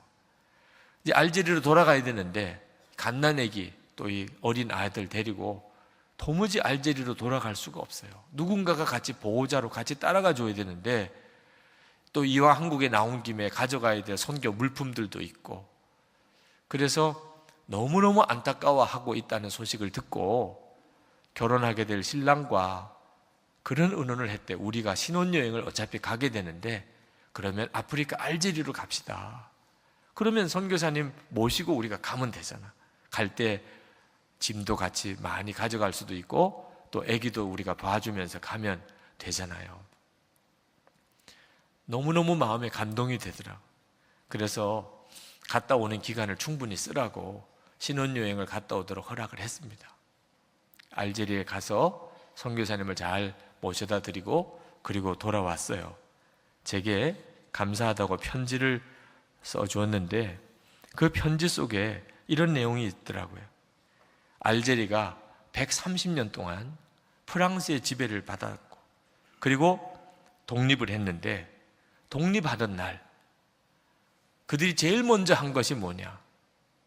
프랑스 사람들이 세우는 교회 성당에 들어가서 십자가를 떼내고 거기에 이슬람 사원을 만들었다는 거예요. 130년 동안 그렇게 예수 잘 믿는다는 프랑스 사람들이 얼마나 못되게 굴었는지 마음에 아주 원한이 맺혔어요. 원한이. 그래서 독립하는 그날 그들이 제일 먼저 한 것이 알제리에 있는 세운 모든 교회와 성당에 있는 십자가를 다 떼냈다. 그리고 알제리는 회교국가가 되어버리고 말았어요. 너무너무 마음이 안타깝더라. 여러분, 이것은 지금 우리들에게도 동일하게 주어진 교훈입니다. 우리가 우리 마음에 사람에 대한 장벽을 가지고 있으면 그러면 바로 전도하면 다 막혀버려요. 식민지 시대에 그때 지배 국가였던 나라 국민들의 마음에 피지배 국가인 그 알제리 사람들이 어떻게 보였을까요? 얼마든지 무시해도 되고 얼마든지 착취해도 되고 그리고 멸시의 대상, 종처럼 부리는 대상이었단 말이에요. 사람에 대한 마음이 달라요. 그것이 얼마나 무서운 결과를 나중에 가져왔는지. 이 일이 그 알제리를 식민 지배했던 프랑스 사람들만의 문제가 아니라 그 말입니다. 지금도 예수 믿는 그리스도인들의 마음은 사람들의 마음의 장벽이 무너지는 것이 정상이에요. 그렇게 되어지는 것이 복음의 능력이에요. 그럴 때만 사람들에게 전도의 문이 열리게 된단 말입니다. 어느 목사님께서 군목으로 계실 때 한 미혼 장교를 전도하려고 그렇게 애를 썼는데도 마음을 열지를 않는 겁니다. 하루는 아주 작정을 하고 예수를 전했습니다. 그랬더니 이 장교가 자기는 예수 안 믿기로 결단을 했다는 겁니다. 아니, 세상에 왜 그렇게 하셨냐고. 그랬더니 대학 시절에 하숙할 때 이야기를 해요. 얼마나 예수를 열심히 잘 믿는 아주머니가 집 주인인지 결국은 교회를 나가게 됐다는 거예요. 그렇지만 그렇게 예수를 잘 믿는 그 아주머니가 이해가 안 되는 점이 하나 있더라는 거예요. 같은 교회 집사님을 그렇게 험담을 하고 안 좋게 말을 하는 거예요. 같은 예수 믿는 사람들끼리 왜 그러실까? 나중에 알고 보니까 남대문 시장에서 같은 업종으로 장사를 하시는데 그 옛날에 미군 부대에서 나온 물건들을 받아다가 파는 그런 일을 하시는 집사님이에요. 근데 어느 날 집에 전화가 왔는데 그 주인 아주머니가 전화를 받더랍니다. 근데 그 큰 소리로 뭐라고 그러냐면, 뭐라고? 그 집사가 경찰에게 붙잡혀 갔어? 할렐루야! 그때부터 자기는 정말 교회는 가기 싫더래요. 도대체 예수 잘 믿는다는 게 뭔가, 그런 생각이 들더라고요. 그때부터 자기는 교회 안 나간다. 교회 안 나가기로 아주 결심을 했다는 거예요. 여러분, 예수 믿고도 사람에 대한 마음의 장벽을 해결하지 못하면 왜 하나님이 이 문제를 그렇게 답답하게 여기실까? 예루살렘 교회에서 안디옥 교회로 사명의 촛대를 옮기시는 이유가 뭘까? 전도의 문이 다 막혀버리기 때문입니다. 나중에 하나님 앞에 갔을 때에서야 그 사실을 알게 될 때 얼마나 두려운 일이 되겠나 말입니다. 그러나 여러분, 예수 믿는다고 마음의 장벽이 한순간에 다 쉽게 해결이 됩니까? 결국 좋은 사람이 있고 싫은 사람이 있고 가까이 하고 싶은 사람이 있고 멀리 하고 싶은 사람이 있잖아요. 가족들 중에도 그런 사람이 있잖아요. 교우들 중에도 그런 사람들이 있잖아요. 이거 어떻게 해결하지요? 우리 힘으로는 해결 못해요. 우리의 본성은 어쩔 수 없이 나 중심이라 내게 잘해주는 사람, 내 마음에 드는 사람은 가깝게 느껴지고 그렇지 않은 사람은 멀리 느껴지는 거예요. 같은 예수 믿는 사람들끼리도 마음에 드는 사람, 안 드는 사람이 있는 거예요. 교단, 교파, 그게 왜 그렇게 큰 문제가 되는지 십자가만 그 문제를 해결할 수 있어요. 나는 죽고 예수로 사는 이 십자가의 능력이 아니면 결코 내 마음에 있는 사람의 장벽 해결되지 않습니다. 사람에 대해서 까다롭고 자기중심적으로 판단하는 이 내 본성이 예수님과 함께 십자가에 못 박힌 것을 진짜 믿는 사람, 그리고 예수님이 내 생명이신 것을 고백할 수 있는 사람, 그 사람에게 사람은 완전히 달리 보이기 시작하는 거예요. 여러분, 예수님이 어떠신 분이세요? 예수님이 하루는 세리 마태의 집에서 그 동네에 죄인이라고 소문난 사람 다 함께 모여가지고 식사를 같이 했어요. 세리들, 창녀, 하여튼 그 공동체에서 손가락질 하는 사람들, 예수님과 함께 다 함께 식사를 했습니다. 정말 뒤집어질 일이에요. 유대인들은 다 뒤집어질. 왜? 유대인들은 식사가 굉장히 중요해요. 어떻게 식사하느냐. 식사 정결법이 유대인 율법의 67%를 차지해요. 그만큼 그들은 정결하게 식사하는 것을 중요하게 생각합니다. 음식을 하나 먹어도 먹을 음식, 못 먹을 음식이 너무 분명해요. 그릇을 하나 써도 소고기 그리고 우유 제품을 함께 한 그릇에 담지 않아요. 같이 안 먹더라도 그릇조차도 따로따로 써야 돼요. 성지순례 갔다가 가이드로부터 신신당부 받은 것이 이스라엘 땅에 들어가면서부터 우리 한국 사람들은 또 밑반찬 없으면 못 살잖아요. 그래도 이스라엘 호텔에서는 절대로 밑반찬 가지고 나오시면 안 됩니다. 한국 음식이 그릇에 담기면 이게 어떤 음식인지 전혀 알 수가 없으니까 그 사람들은 그릇을 다 깨버려야 된다는 거예요. 절대로 식당에 들어왔을 때 그냥 준 대로만 드셔야 됩니다. 그랬던 민족이에요. 누구와 식사하느냐, 이거 대단히 중요해요. 부정한 사람들하고 식사하면 같이 부정해지는 겁니다. 그래서 유대인들은 세리라 또는 나환자, 부정한 병에 걸린 사람, 창녀, 이런 사람들하고는 밥 같이 안 먹어요. 부정해지니까. 예수님께서는 그것을 의도적으로 다 깨트리신 거예요. 왜 그렇게 하셨을까요? 한 가지 메시지를 전해주고 싶으셨어요. 예수님은 모든 사람들이 다 구원받기를 원한다. 그거 하나를 전하고 싶으셨어요. 나는 모든 사람들이 다 구원받기를 원한다. 이것이 주님의 마음이에요. 이것이 하나님의 소원이에요. 그러므로 우리가 누구를 싫어하는 마음을 가지고 있으면 그건 하나님을 너무너무 괴롭게 하는 겁니다. 나는 어떤 사람하고는 상종 안 해. 나 어떤 사람하고는 나 같이 밥도 안 먹어. 나 어떤 사람하고는 쳐다보기도 싫어. 여러분 마음에 그런 마음이 있다면 그건 하나님을 너무너무 괴롭게 하는 거예요. 여러분이 그렇게 싫어하는 그 사람, 하나님은 너무너무 사랑하셔서 예수님을 대신 그 사람을 위해서 십자가에 죽게 하신 바로 그 사람. 하나님은 그렇게 사랑하시는 사람인데 여러분은 그렇게 싫어하면 하나님의 마음이 어떻겠냐 말입니다. 여러분이 싫은 사람이 있으면 어떻게 그 사람에게 복음이 전해지겠고, 또 여러분이 누구를 싫어하고 있는 걸 다른 사람이 보고는 예수 믿는 사람이 그러냐? 그 사람도 예수 믿을 마음이 없어진다 그 말입니다. 십자가를 통과하고 나야 비로소 이 예수님의 마음을 누리게 돼요. 나는 죽고 예수로 사는 사람은 사람 보는 눈이 완전히 달라집니다. 이제는 내 마음에 드느냐 안 드느냐가 중요한 게 아니에요. 이 사람을 전도하라고 하시는 거구나. 이 사람에게 생명의 복음을 전하라고 하시는 거구나. 누구를 만나든지 기준은 오직 그 기준입니다.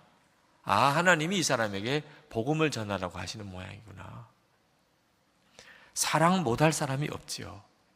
지난 금요 성령 집회 때 교회를 위해서 중보기도자로 서주신 권사님께서 첫 번째 내신 기도 제목이 가난한 자를 돕는 교회가 되게 해주시옵소서 라는 기도였어요. 저는 그것이 성령님으로부터 온 기도 제목이라고 확실히 믿습니다.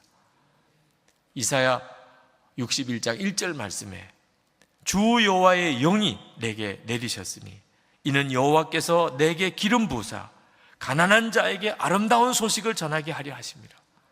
성령을 받았다면 가난한 사람에게 기쁜 소식이 된다는 거예요. 예수님은 이것이 예수님에게 이루어진 예언이라고 말씀하셨어요.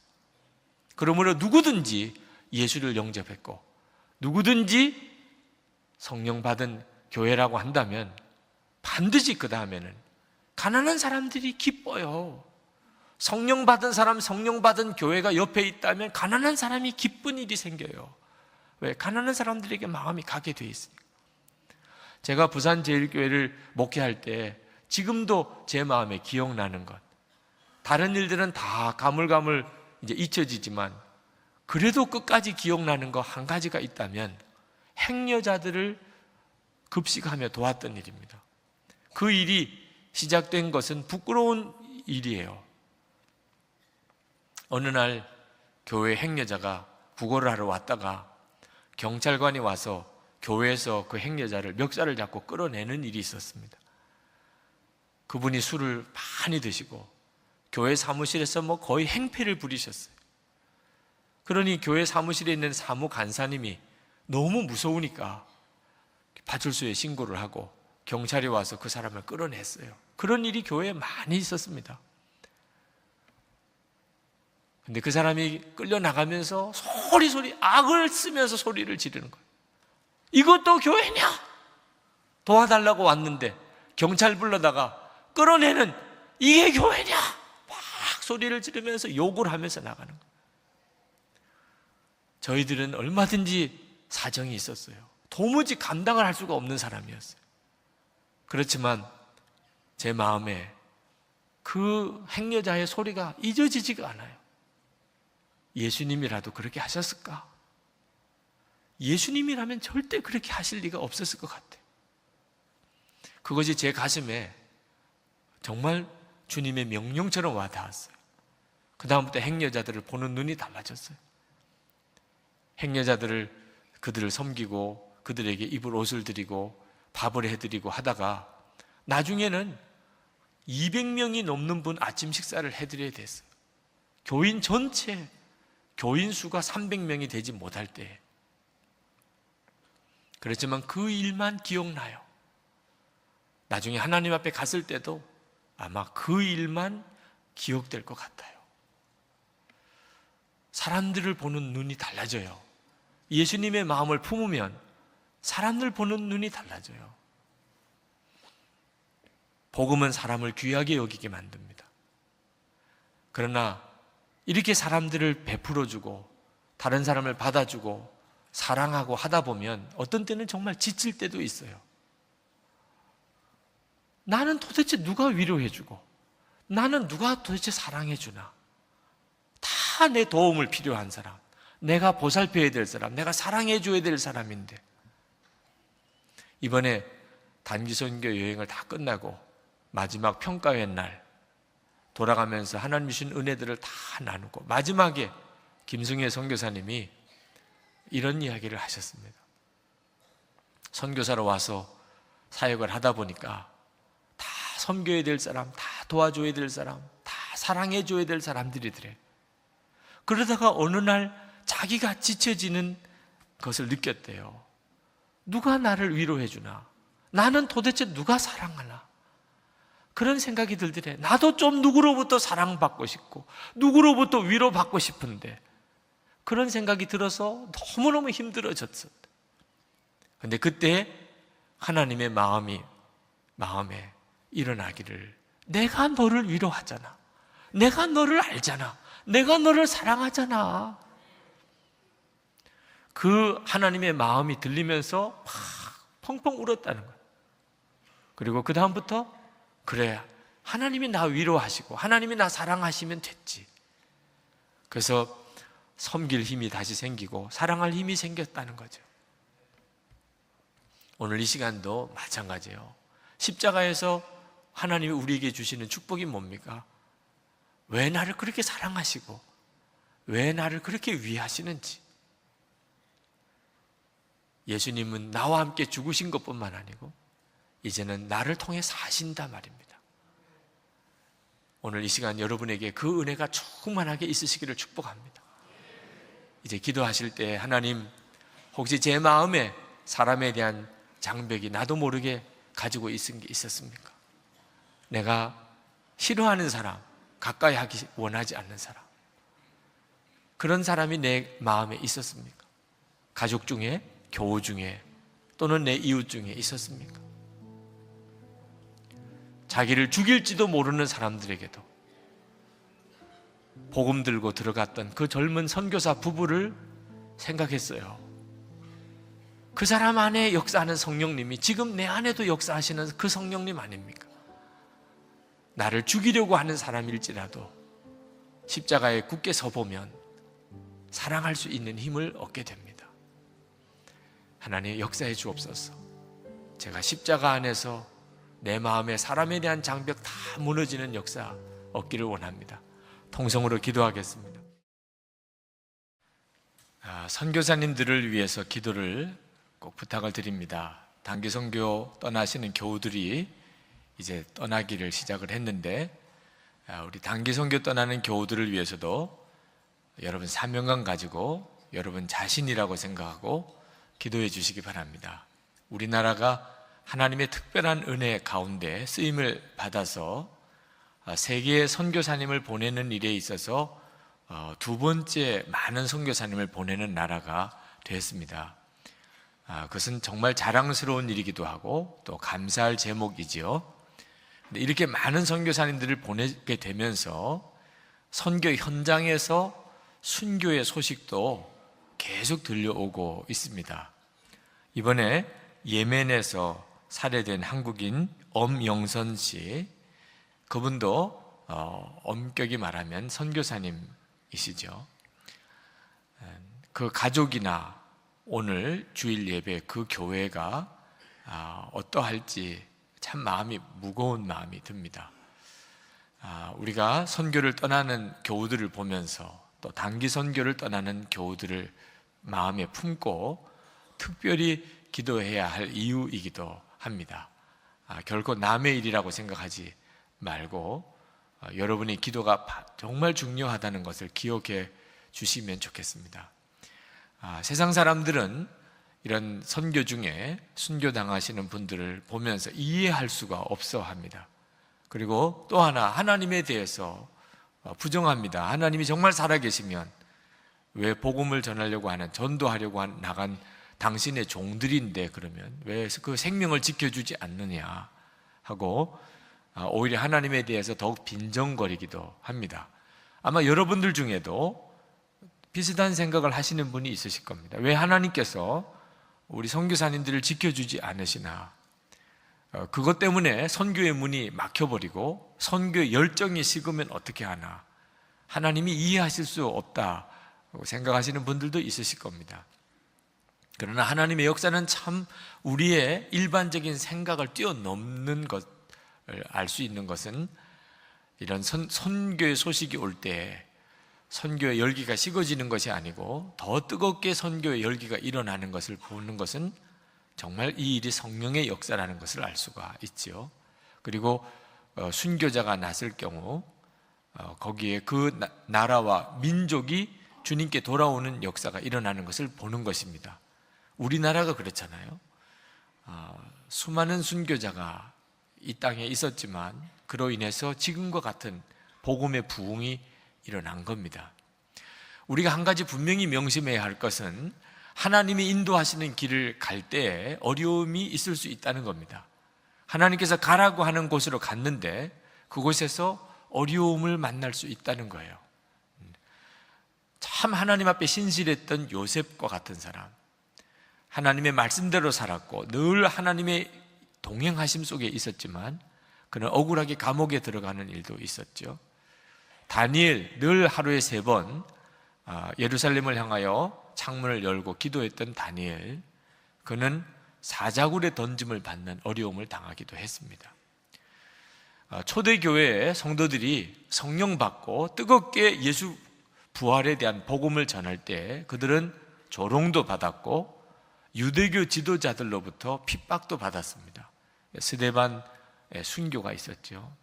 그러나 이 사도행전 12장에 들어오면 이제 무서운 정치적인 박해를 받게 됩니다.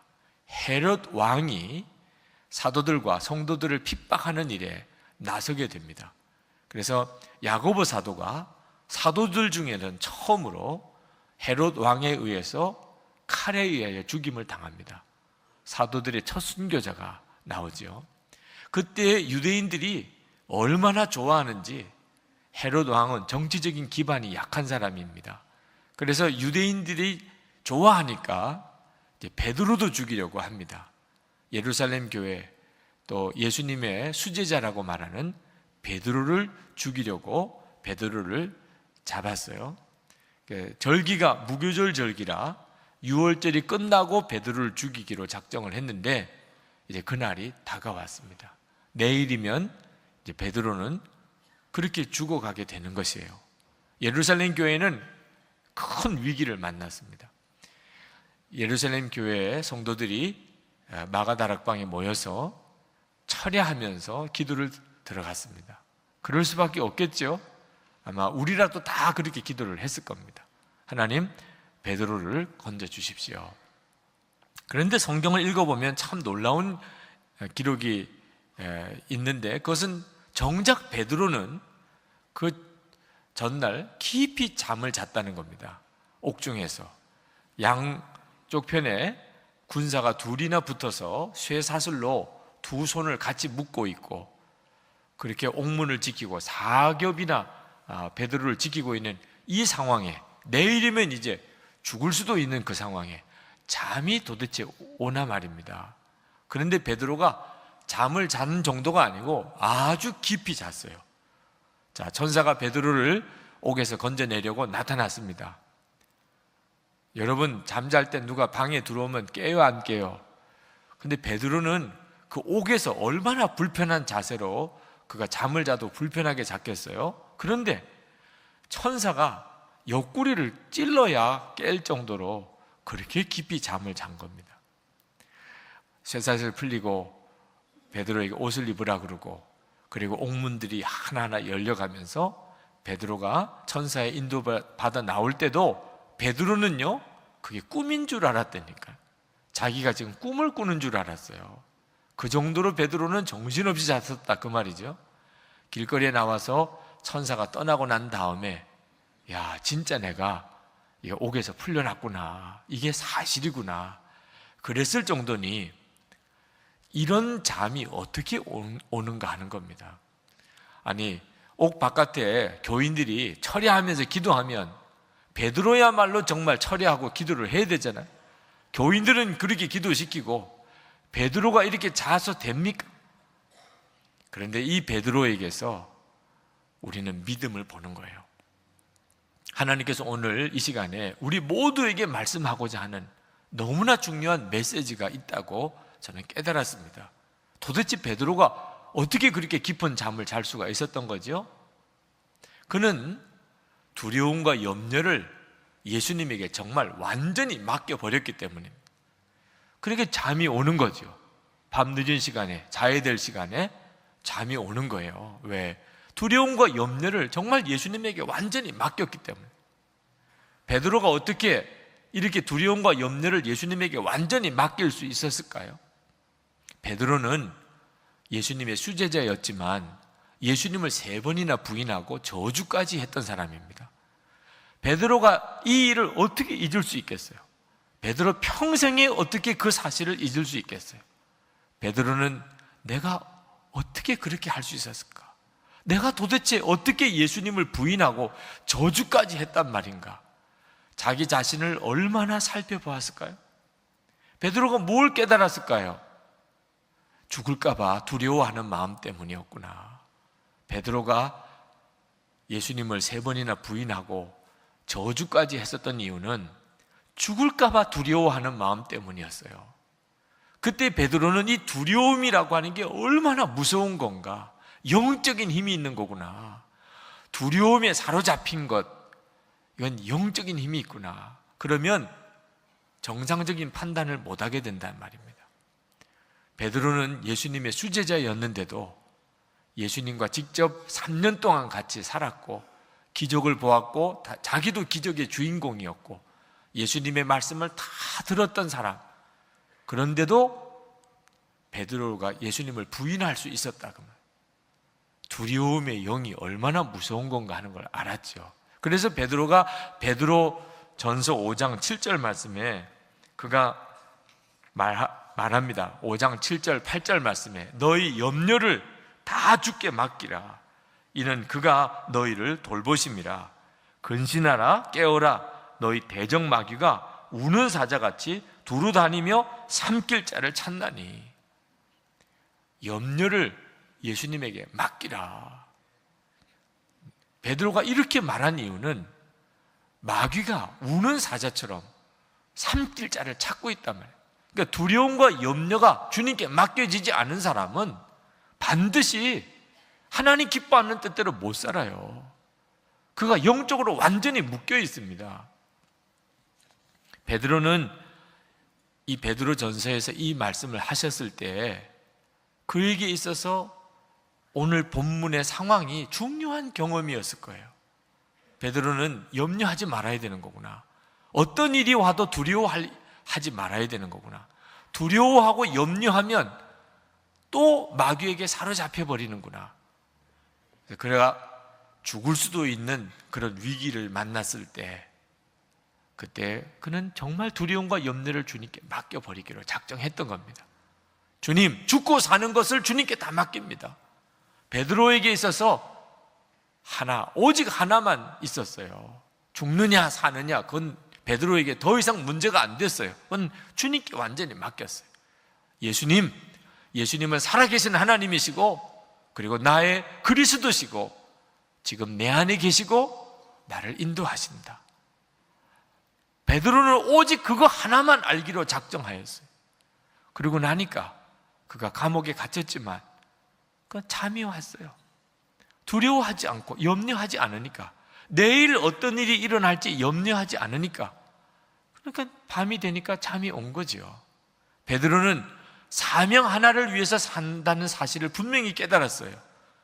영혼을 구원하고 복음을 전하는 사명 하나로 사는 겁니다. 사명으로 사는 사람에게는 좋은 곳, 나쁜 곳이 없어요. 사명으로 사는 사람에게는 아직도 예수 안 믿는 사람이 있으면 그곳이 좋은 곳이에요. 그곳이 감옥이든지 나를 죽이려고 하는 사람이 있든지 상관없어요. 그가 아직도 구원받지 못했다면, 아직도 구원받지 못한 사람이 있다면 그곳은 내가 가야 될 곳이에요. 베드로에게 있어서는 감옥인지 안방인지 아무 생각이 없었어요. 할렐루야. 오늘 이 시간에 여러분들에게도 동일하게 베드로처럼 그런 위기를 만날 때, 환난을 만날 때도 아주 잠잘 시간이 오면 푹 자게 되는 은혜가 있기를 축복합니다. 불면증에 시달리시는 분들, 오늘 하나님이 여러분들을 고치시기로 작정한 날인 줄 믿으시기 바랍니다. 정말 염려와 근심, 두려움을 주님께 맡긴 자는 잠을 잘 때 깊이 잠을 자는 축복을 누리게 되는 거죠.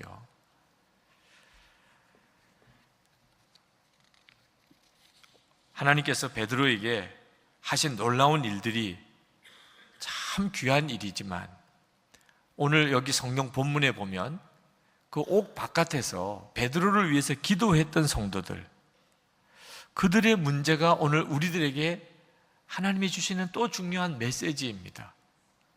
성도들은 밤을 새면서 기도했어요. 베드로가 반드시 살아와야 된다. 하나님 이대로 죽게 하면 안 됩니다. 그래서 그들은 밤새도록 기도를 했어요. 중보 기도는 이렇게 해야 하는 거죠. 그들이 그렇게 기도했기 때문에 하나님께서 베드로를 살려내실 수가 있었습니다. 그러나 한 가지 안타까운 것은 그 옥 바깥에서 기도하던 교인들은 기도하면서 마음에 평안이 없었어요. 기도하면서 하나님이 베드로를 살려주실 거라고 하는 믿음이 없었어요. 하나님께서 왜 그들에게 믿음을 주시지 않으셨을까? 베드로가 천사가 옥에서 자기를 끌어내어 건져내어 주어서 기도하는 성도들의 집으로 갔습니다. 문은 안에서 잠그고 있었어요. 그만큼 두려웠다 그 말입니다. 헤롯의 군사들이 오면 어떻게 하냐 말이에요. 그래서 바깥에서 문을 막 두들겼습니다. 그 안에서 기도하던 사람들이 얼마나 놀랐을까요? 이른 새벽에 도대체 누가 올 사람이 있는가? 혹시 헤롯의 군사들이 우리도 잡으려고 사람을 보낸 게 아닌가? 하녀가 조용히 문 두드리는 그 문으로 나가 봤더니 베드로예요. 목소리가 베드로예요. 여보세요, 나 베드로입니다. 이 하녀가 기절초풍하는 줄 알았어요. 왜? 기도는 했지만 베드로가 정말 살아올 거라고는 생각을 못했기 때문이죠. 믿지 않았었기 때문에. 그 하녀가 문을 빨리 열어주고 가서 소식을 알려주면 얼마나 좋았을까. 너무 당황해서 그 길로 그냥 다시 돌아가서 기도하던 교인들에게 베드로가 왔어요. 바깥에 지금 베드로가 왔어요. 그때 기도하던 교인들이 뭐라고 그랬는지 그 뒤에 나옵니다. 미쳤다고 그랬어요. 너 미쳤구나. 기도하던 사람의 입에서 나올 말이에요.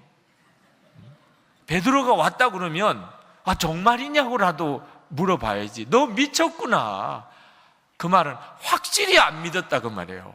베드로가 살아나올 줄은 정말 안 믿었다. 기도는 하고 있었지만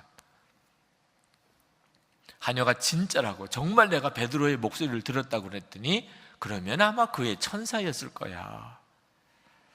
하나님께서 오늘 그 정말 열심히 기도하던 이 예루살렘 교인들에게서 우리에게 주는 교훈이 있어요.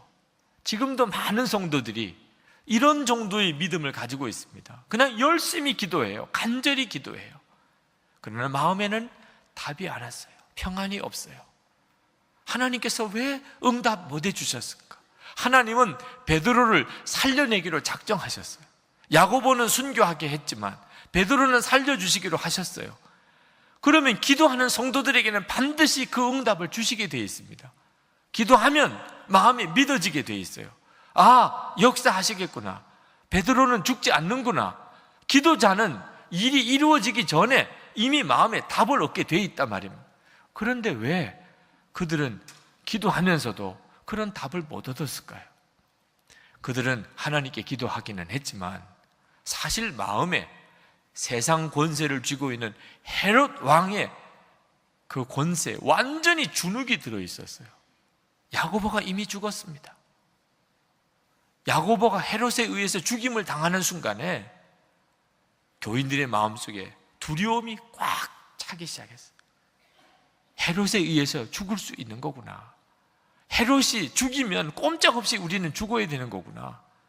그러니 베드로도 죽겠구나. 베드로가 살아나올 가능성은 없구나.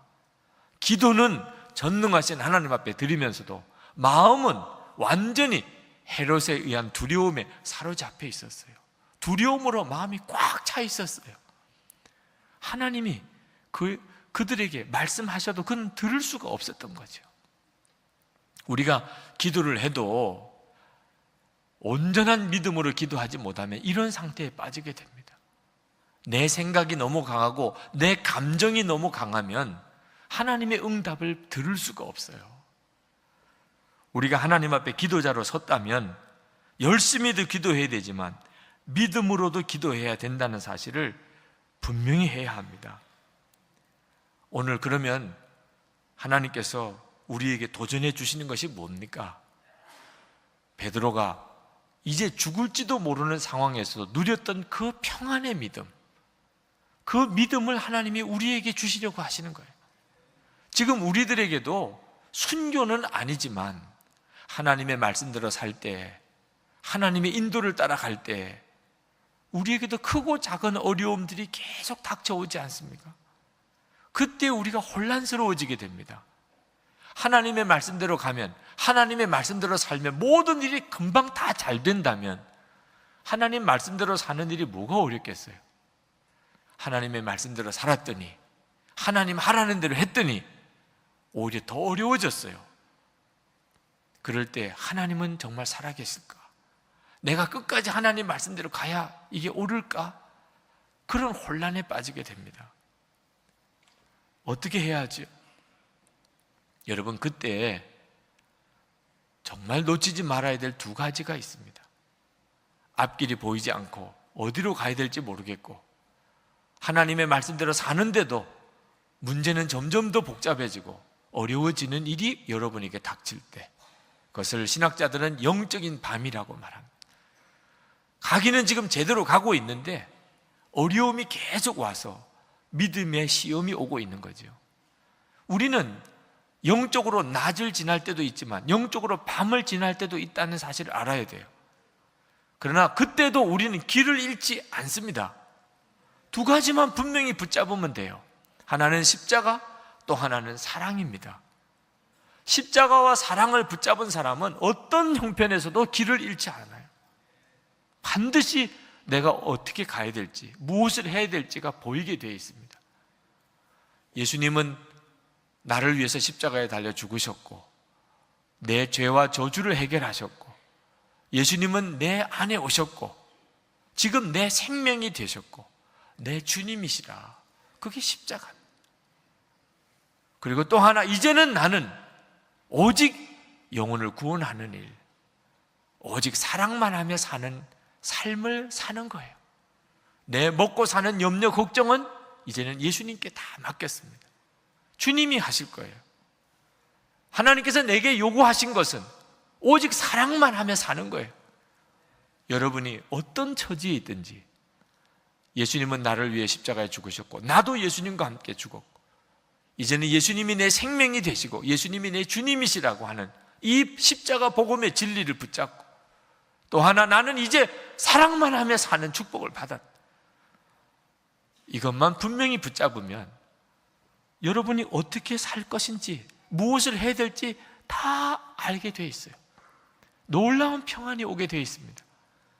예수님이 약속하셨어요. 요한복음 14장 27절에 평안을 너에게 끼치노니 곧 나의 평안을 너에게 주노라. 내가 너에게 주는 것은 세상이 주는 것과 같지 아니하니라. 너희는 마음에 근심하지도 말고 두려워하지도 말라. 여러분, 길을 잃었다가 길을 찾았어요. 그럼 얼마나 마음이 편안해집니까? 길을 가야 되는데 길이 어딘지를 몰라요. 그때 얼마나 마음이 두려워요. 그런데 길을 찾았어요. 이 길이구나. 그럴 때 얼마나 마음이 편안합니까? 예수님께서 우리에게 주신 평안이 그와 꼭 같아요.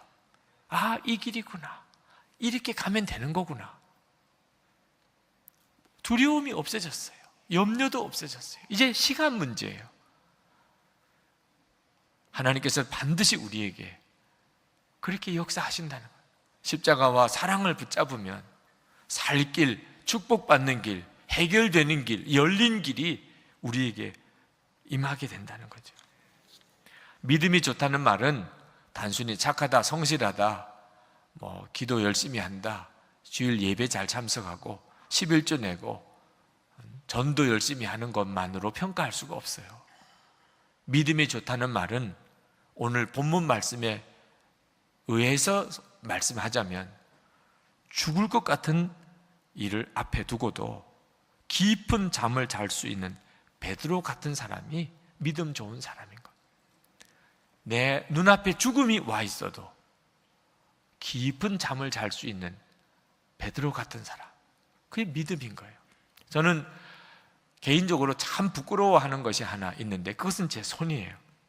제 손이 어떤 분이 말하기를 너무 곱다는 겁니다. 목사님 고생 안 하셨네, 목사님 험한 일 한 번 해본 적이 없네, 그러시는 분들이 있으세요. 그 말을 들을 때마다 참 창피하다는 생각이 듭니다. 저는 어릴 때 별로 고생 없이 자랐어요. 특히 어머님이 제게 무슨 험한 일 하나 시키지 않았습니다. 그냥 무조건 공부만 하라는 거예요. 성격이 또 내성적인 성격이라 친구들이랑 어울려서 어디 놀러 다니거나 무슨 운동을 하거나 그런 적도 없이 저는 그저 어릴 때부터 그냥 책 보고 공부하고 그러고 자랐어요. 제가 중학교 때 일입니다. 저는 선생님에게 그날 처음 맞아봤어요. 수학 시간에 수학 숙제한 걸 가져가지 않아서 진짜 숙제를 했어요. 가져오질 않았을 뿐이지. 네, 수학 숙제를 안 해오면 손바닥 3대를 맞았어요. 그날 처음 손바닥을 선생님에게 맞았습니다. 선생님 다가왔을 때 정말 애처로운 눈으로 제가 숙제를 했지만 오늘 안 가져왔다고 아무리 말씀을 드려도 용납되어지지 않았어요. 일어나서 손바닥을 펼쳐서 맞아야 되는데 그렇게 두려운 겁니다. 꼭 죽는 순간 같아요. 손바닥을 펼쳤는데 마음을 잡으려고 해도 자꾸 손바닥이 떨리는 걸 어떡합니까? 선생님이 경고를 하시더라고요. 너 이렇게 떨면 더 아프다는 거예요. 손바닥을 딱 바로 펴야 그래도 덜 아프다는 거예요. 그게 마음대로 돼야 말을 하죠. 손바닥 3대를 맞고 얼마나 아픈지 오서방정을 다 떨었어요. 근데 그때 제 옆에 있는 짝이 평소에는 전혀 관심이 없었던 짝이에요. 하여튼 이 친구는 숙제를 해온 적이 없어. 숙제 검사하면 자기는 그냥 자동적으로 일어나는 거예요. 근데 그 친구가 손바닥 맞는 것을 그날 처음 유심히 봤습니다. 저는 너무너무 아파서 막 손을 떨고 있는데 제 옆에 있는 친구는 정말 요동함이 없이 손바닥을 딱 펼쳤는데 자세가 확실하게 나오는 거예요. 품위가 있어 보이더라고요. 손바닥을 맞는 것도. 선생님이 2번 볼 것도 없이 늘 그랬으니까 손바닥을 딱딱딱 3번 때리고 지나가는데 제가 옆에서 봤죠. 손바닥을 맞고 그냥 그대로 앉아요. 조금이라도 털거나 아프거나 비비거나 그런 것도 없이. 그러면서 얼굴을 보니까 싱긋이 웃는 거예요. 존경심이 일어나더라고요. 야, 어떻게 이런 경지까지 다다르나. 그래서 제가 물어봤습니다. 평소에는 말 시키지도 않았던 친구예요. 제 짝인 것 자체가 부끄러웠어요. 근데 그날은 정말 물어볼 수밖에 없었어요. 니는 안 아프나? 그랬더니 그 친구가 하는 말이 지금도 기억이 돼요. 숙제는 뭐 하려고 하노? 한 번 맞으면 되지. 저는 이런 기준으로 살 수 있다는 걸 처음 알았어요. 학생은 당연히 선생님이 시키는 대로 숙제를 열심히 하고 그렇게 해야 하는 줄로만 알았는데 이런 원칙도 있는 거구나. 숙제는 뭐 하려고 하느냐 말이에요. 그냥 한 번 딱 맞으면 되지. 이렇게 간편하게 사는 방법도 있군. 소위 그냥 깡패 같은 친구입니다. 선생님도 어떻게 해보지 못하는 친구예요. 근데 세상에서 그냥 막 나가는 그 친구도 그냥 한 번 맞으면 되지 이렇게 딱 생각하니까 맞는 게 조금 더 겁이 안 나고 그런 담력이 있는 걸 옆에 보고 얼마나 제가 부끄러웠는지. 저는 천지를 창조하신 하나님을 믿는다고 그런 믿음이 있다고 저는 자부했었고 모든 것이 합력하여 선을 이룬다고 하는 하나님의 말씀을 믿는 그런 믿음의 사람이라고 하면서도 제게는 그런 담력이 없더라고 말이에요. 저 같은 사람을 하나님이 쓰실 수가 없었던 거예요. 그저 착하고 성실하고 공부 열심히 한다고 하나님이 쓰시는 게 아닙니다. 우리가 우리의 자녀들을 기를 때 하나님의 계획을 정확히 알지 못하면 우리는 우리 자녀를 애지중지 잘 기른다고 길렀는데 하나님은 전혀 쓰실 수 없는 사람을 길러놓고 말 수가 있는 거예요. 하나님께서 그 이후에 저에게 여러 가지 연단을 겪게 하셨습니다. 어떤 때는 그 일로 인해서 정말 죽는 줄 알았고 밤을 새며 울며 기도도 했고 또 낙심에 빠지기도 했었어요. 그런데 그런 연단을 거치면서 비로소 저는 예수님은 나와 함께 계시는구나, 기도를 통해 주님은 응답하시는구나, 주님은 나를 정확히 인도하시는구나, 말로만 들었던 예수님, 그저 아버님 때문에 전해받았던 예수님, 그 예수님에서 실제로 내 삶에 함께 하시고 그리고 나를 인도하시고 그리고 나를 응답하시는 하나님을 만나게 됐어요. 예수님을 인격적으로 알게 됐어요. 예수님을 인격적으로 알게 되면서부터 제 안에 달라진 것이 있어요. 그것은 어려운 일을 닥칠 때 제 마음에 요동함이 없어지게 됐다는 거예요. 비로소 담력이 무언가 하는 것을 비로소 알게 됐다. 고생 무서운 줄 모르게 됐어요. 중요한 것은 고생이냐 어려운 일이냐 힘든 일이냐가 아니에요. 예수님 나와 함께 계시는 것이에요. 주님이 함께 하시느냐 하는 것이 더 중요하게 됐어요. 성도 여러분, 우리가 인생을 살아가는 동안에 우리 인생에 영향을 끼치는 요소들이 많습니다. 집안의 배경도 그렇지요. 얼마나 공부를 많이 했느냐 하는 것도 중요하지요. 재산이 얼마나 있느냐 하는 것도 중요하고 재능도 중요하고 건강도 중요하지요. 우리 인생에 영향을 끼치는 요소들입니다. 그러나 그 모든 요소들보다 더 중요한 요소, 그 모든 요소들을 한꺼번에 다 뒤집어 엎을 수도 있는 요소가 있어요. 우리 인생을 변화시키는 변수가 있어요. 그것이 믿음입니다. 우리가 예수를 영접하고 난 다음에 우리에게 주어지는 엄청나고 놀라운 축복이 믿음으로 살게 되는 거예요. 믿음으로 살게. 브랜드 빌 목사님이 쓰신 하나님의 여행자라는 책에 보면 오온과 존이라고 하는 두 친구 이야기가 나옵니다. 이 오온은 태어날 때 아주 왜소하고 또 피부가 아주 이상해서 게다가 목소리까지 듣기에 아주 거슬리는 그런 목소리를 가지고 있는 아이라 누구도 이 오온이라고 하는 아이에게 호감을 갖지 않았습니다.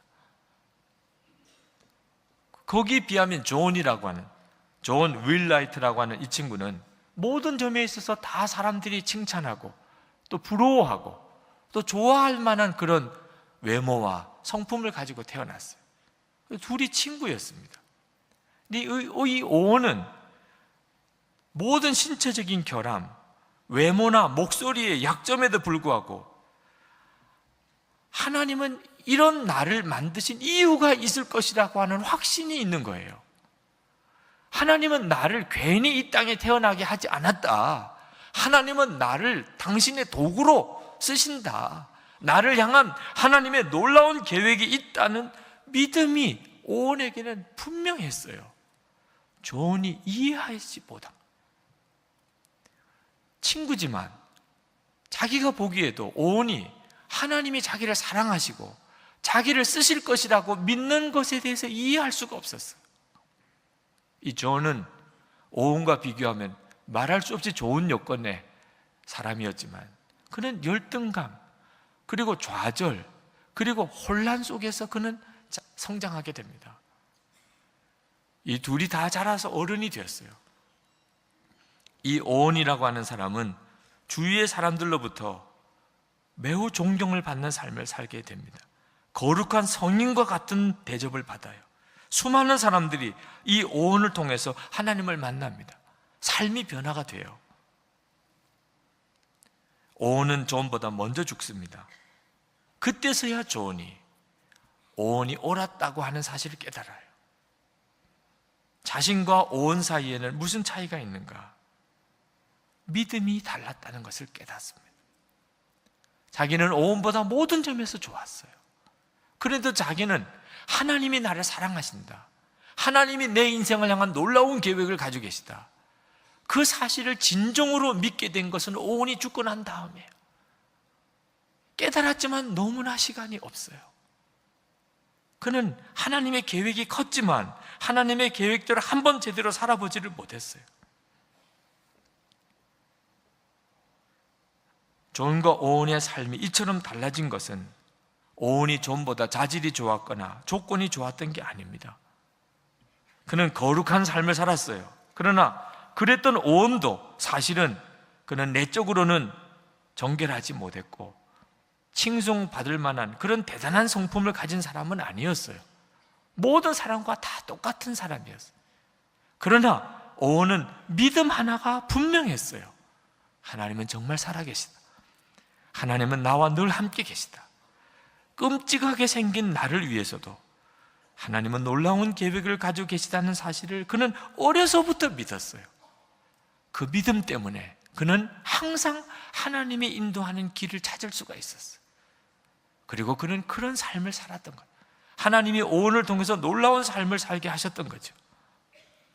성도 여러분, 우리 인생을 변화시키는 조건들이 굉장히 많아 보이지만 사실 가장 중요한 조건을 놓치고 삽니다. 그것은 여러분과 함께 계시는 주님, 그리고 그 주님이 여러분의 인생을 향한 놀라운 계획을 가지고 계시다는 믿음이 분명치 않다는 거예요. 여러분이 그것을 믿게 되는 순간부터 여러분의 인생은 완전히 바뀌게 됩니다. 허드슨 테일러는 그는 중국 선교사로 부름을 받았어요. 하나님이 분명히 그렇게 부르셨어요. 근데 그때 당시에 중국 선교사로 가려면 선교단체가 후원해 주어야 갑니다. 어느 선교단체가 파송을 해 주어야 가요. 그런데 어디에서도 이 허드슨 테일러를 중국 선교사로 보내주지 않는 겁니다. 좌절했어요. 하나님은 나를 중국 선교사로 불렀는데 왜 나를 보내주지 않으시나? 근데 그때 갑자기 허드슨 테일러에게 믿음이 생겼어요. 하나님이 나를 중국에 보내실 거면 그곳에서 나를 먹이고 입히고 살리실 수 있잖아. 왜 그게 그때서야 깨달아지나 말입니다. 하나님은 얼마든지 선교단체 통하지 않고서도 나를 중국에서 먹일 수도 있고 입힐 수도 있고 살릴 수도 있잖아. 아, 그럴 수 있잖아 진짜. 그게 마음에 믿어지는 순간부터 모든 문제가 다 해결됐어요. 그리고 그는 중국을 떠났어요. 어느 선교단체에서도 파송해 주지 않았지만 그는 떠날 수가 있었어요. 믿어지니까. 그리고 그는 중국에 가서 내지 선교회를 만들고 중국 선교회에 엄청난 장을 열게 됩니다. 믿음이 그렇게 만든 거예요.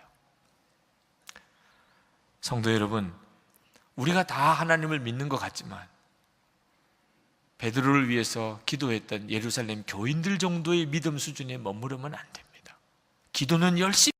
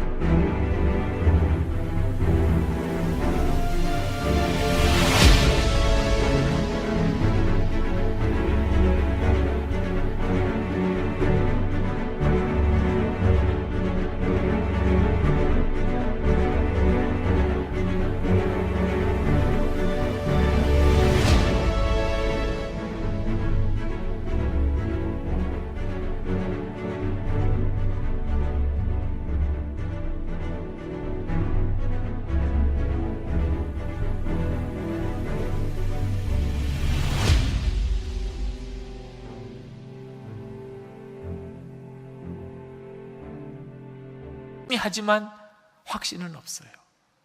그렇게 교회는 열심히 나오지만 평안이 없어요. 계속해서 혼란스러워요. 계속 마음은 찢어져요. 그 믿음에서 멈추면 안 됩니다. 베드로에게 주신 믿음, 내일 죽음이 눈앞에 온 것 같아도 죽고 사는 문제 주님께 진짜 완전히 맡기고, 염려, 근심, 두려움 정말 주님께 맡겨버리고, 십자가와 사랑 붙잡고 오늘도 내게 주어진 길을 가는 거예요. 주님은 반드시 역사하실 거예요. 그 믿음 안에 하나님의 영광이 나타나요. 여러분의 삶에 하나님 역사가 나타납니다. 이 시간에 우리 기도하십시다. 하나님, 제 인생을 주님께 다시 드립니다. 요동치 않는 믿음으로 나를 붙들어 주시옵소서. 제가 십자가를 붙잡습니다. 제가 사랑을 붙잡습니다. 주님, 예수님 나와 함께 계신 것으로 충분합니다. 주님, 그리고 내 인생을 주님이 쓰시옵소서. 우리 다 같이 통성으로 기도하겠습니다.